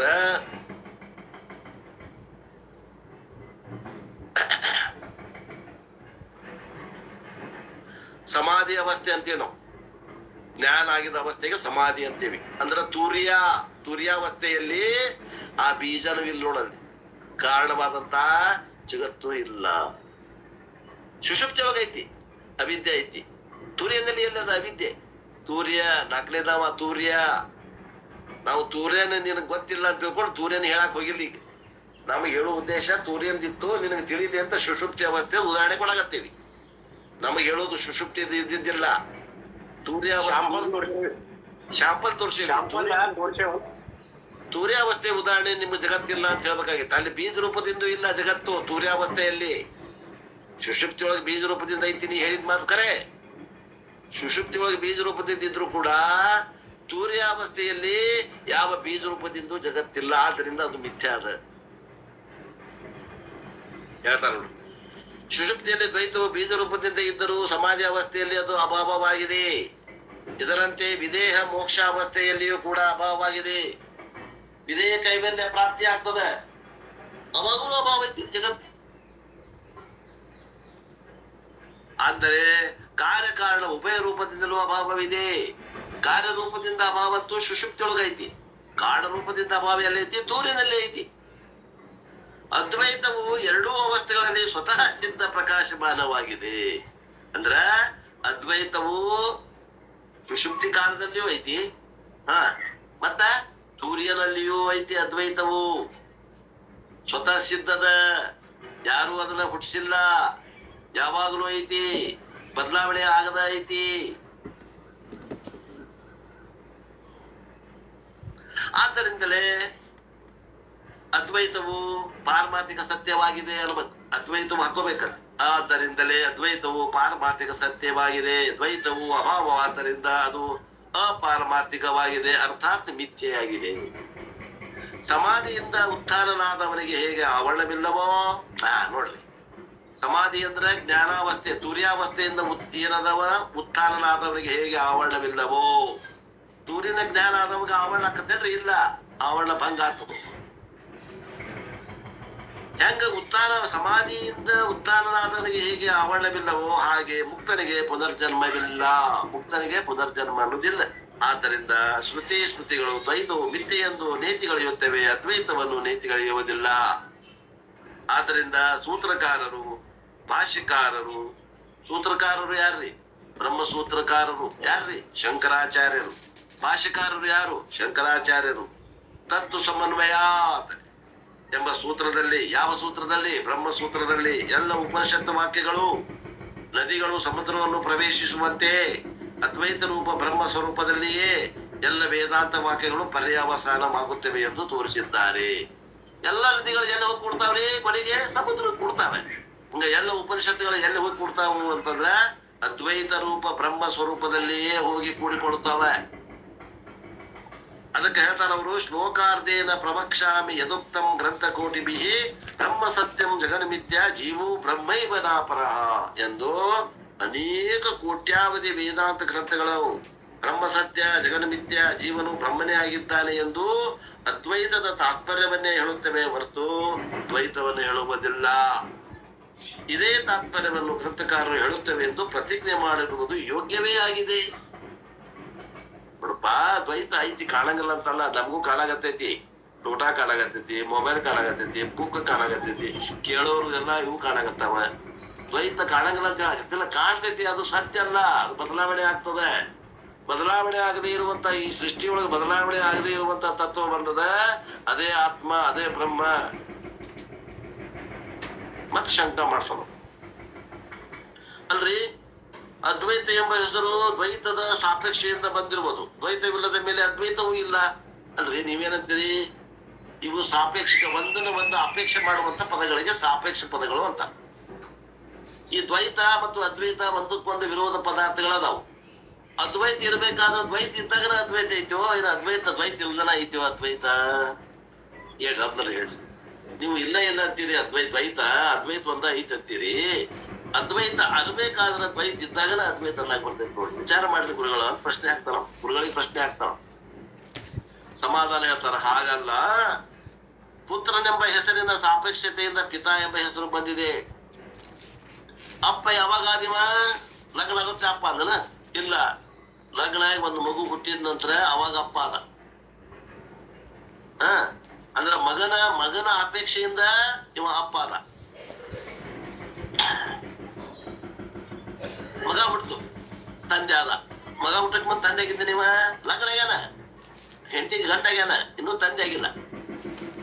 ಕೂಸು ಹುಟ್ಟಿದಾಗ ಅವ ತಂದೆ ಅಕ್ಕ. ಅಕಸ್ಮಾತ್ ಹುಟ್ಟಿದ ಕೂಸು ಸತ್ತು ಹೋತಪ್ಪ. ಪುತ್ರನು ಮೃತನಾಗುವುದರಿಂದ ಪಿತನೆಂಬ ಹೆಸರು ಹೋಯ್ತು. ಹುಟ್ಟಿದ ಮಗ ಸತ್ತು ಹೋತಪ್ಪ. ಈಗ ತಂದೆ ಆಗಿದ್ದ, ತಂದೆ ತನೂ ಹೋತು ನೋಡ್ರಿ, ತಂದೆ ತನೂ ಹೋತು. ಹಂಗ ಸಾಪೇಕ್ಷಿಕದ ಇದು. ಆದ್ರೆ ಹೆಸರು ಹೋತು, ತಂದೆಯನ್ನು ಹೆಸರು ಹೋತು. ತಂದೆನ ಹೋಗ್ಬಿಟ್ನೇನು? ಮಗ ಸತ್ತನ ತಂದೆಯು ಸತ್ನ? ಏನು ತಂದೆದು ಸ್ಥಾನ ಹೋತು? ತಂದೆ ಅನ್ನುವಂತ ಸ್ಥಾನ ಹೋತು? ಏನು ತಂದೆನು ಸತ್ತ ಬಿಟ್ನವ? ಮಗ ಸಾಯಿಸ್ತೇನೆ. ಸ್ಥಾನ ಹೋಗ್ತಿರಪ್ಪ, ಸ್ಥಾನ ಅಷ್ಟ ಹೊತ್ತು, ಸ್ಥಾನ ಅಷ್ಟ ಹೋತು, ಮನುಷ್ಯ ಹೋಗ್ಲಿಲ್ಲ. ಅದರಂತೆ ಅದ್ವೈತವೆಂಬ ಹೆಸರು ಹೋದರೂ ಕೂಡ ಅಖಂಡ ರಸವೇ ಇರುತ್ತದೆ. ಅಖಂಡ ಅದ್ವೈತ ಹೆಸರು ಹೋತು, ಆದ್ರ ಅದು ಅಖಂಡ ರಸ ಏನಲ್ಲ, ಅದು ಉಳಿತು. ಮನುಷ್ಯ ಉಳಿದ. ಆ ಮನುಷ್ಯಗೆ ತಂದೆ ಅನ್ನೋ ಸ್ಥಾನ ಬಂದಿತ್ತು, ಅದು ಹೋತು. ಅದುವೇ ತಾನೆಂದು ತಿಳಿದು ಆ ವೃತ್ತಿಯು ಕೂಡ ತನ್ನಲ್ಲಿ ಲೀನವಾದ ಬಳಿಕ, ಅದೇ ಆ ವೃತ್ತಿನ ನಾನು ಅಂತ ತಿಳಿದು ಅದು ಕೂಡ ಲೀನವಾದ ಬಳಿಕ ಯಾವುದಿರುವುದೋ ಅದೇ ಸ್ವಯಂ ವಿರಾಜಮಾನವಾಗಿದೆ. ಅದ್ವೈತವೇ ಐತ್ರಿ. ಅದನ್ನೇ ತಾನೆಂದು ತಿಳಿಬೇಕು. ಆ ಏನು ಎಲ್ಲವನ್ನ ಕಳೆದು ಬಿಡದ ಅದ್ವೈತವೇ ನಾನೇ ಎಂದು ತಿಳಿದಾಗ ಆ ವೃತ್ತಿಯು ಕೂಡ ತನ್ನಲ್ಲಿ ಲೀನ ಆಗ್ತದೆ. ಆ ವೃತ್ತಿ ಏನದ ಅದು ತನ್ನ ಸ್ವರೂಪದಲ್ಲಿ ಲಯ ಆಗ್ತಂದ್ರೆ ಏನ್ ಉಳಿತು? ಅದು ಸ್ವಯಂ ವಿರಾಜಮಾನ ಬ್ರಹ್ಮವೇ ಉಳಿತದ. ಅದೇ ಅದ್ವೈತದ ನಿಜವಾದ ರೂಪವಾಗಿದೆ. ಇದು ಅದ್ವೈತದ ನಿಜವಾದ ರೂಪ. ಯಾರು ಈ ಮಾತಿನ ತಿಳ್ಕೊತಾರ ಅವ್ರು ಪಕ್ಕಾ ಜ್ಞಾನಿಗಳೇ. ಈ ಮಾತಿನ ಅರ್ಥ ಆಗ್ಬೇಕಂದ್ರ ಜ್ಞಾನ ಆದವ್ರಿಗೆ ಅರ್ಥ ಆಗ್ತದೆ.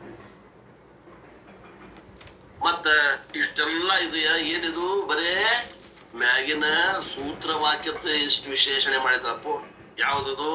ಸಕಲ ವೇದಾಂತ ಸಾರವನ್ನೇ ತಿಳಿಯುವಂತೆ ಸಾಧಕರಿಗೆ ಈ ಪ್ರಕರಣದೊಳಗೆ ಒಲಿದು ಒಲೆಯವನ್ನು ಅನ್ನೋದ್ ಬಗ್ಗೆ ಇಷ್ಟೆಲ್ಲ ಶಂಕಾ ಸಮಾಧಾನ ಹೇಳ್ಕೊಂಡ್ರು. ಇನ್ನು ಮುಂದ ಭಾಷ್ಯ ಶ್ಲೋಕದಲ್ಲಿ ಹೇಳೋರದಲ್ಲ. ಬಳಿಕ ಈ ಗ್ರಂಥದಲ್ಲಿ ಸಾರಭೂತ ಅದ್ವೈತವನ್ನು ಹೇಳುತ್ತೇವೆ ಎಂದು ಪ್ರತಿಜ್ಞೆಯನ್ನು ಮಾಡಿ ಬಳಿಕ ಈ ಪದದಲ್ಲಿ ಆ ಅದ್ವೈತವು ಶ್ರುತಿ ಪ್ರಮಾಣದಿಂದ ತಿಳಿಲಿಕ್ಕೆ ಬರುತ್ತದೆ ಹೊರತು ಅನ್ಯ ಪ್ರಮಾಣದಿಂದ ತಿಳಿಲಿಕ್ಕೆ ಬರುವುದಿಲ್ಲವೆಂದು ಹೇಳುತ್ತಾರೆ. ಗಂಟಾ ಘೋಷವಾಗಿ ಬರೀತಾರಪ್ಪ. ಶ್ರುತಿ ಶ್ರುತಿಯನ್ನೇ ಸ್ಮರಿಸಿ ಬೇಡ್ದ ಅತಿಶಯದ ಋಷಿವಾಕ್ಯ ಶ್ರುತಿ ಎನಿಸಿ ಲೋಕದೊಳು ಶಿವೆ ಬೆನಿಸಲು ಆ ಶ್ರುತಿಯೇ ಪ್ರಮಾಣವು ಅಖಿಳಕ್ಕೆ ಅನ್ನುವಂತ ವಾಕ್ಯ ಹೇಳ್ತಾರೆ. ಮತ್ತ ಆ ವಿಷಯವನ್ನ ನಾಳೆಗೆ ನೋಡ್ಕತ್ತ ಮಧ್ಯಾಹ್ನ 3 ಗಂಟೆಗೆ ನೋಡೋಣ ಅನ್ನುವಲ್ಲಿಗೆ ಇವತ್ತಿನ ಈ ವಿಷಯವನ್ನು ಗುರುಪಾದಕ್ಕೆ ಸಲ್ಲಿಸಿ ನನ್ನ ವಾಣಿಗೆ ವಿರಾಮ.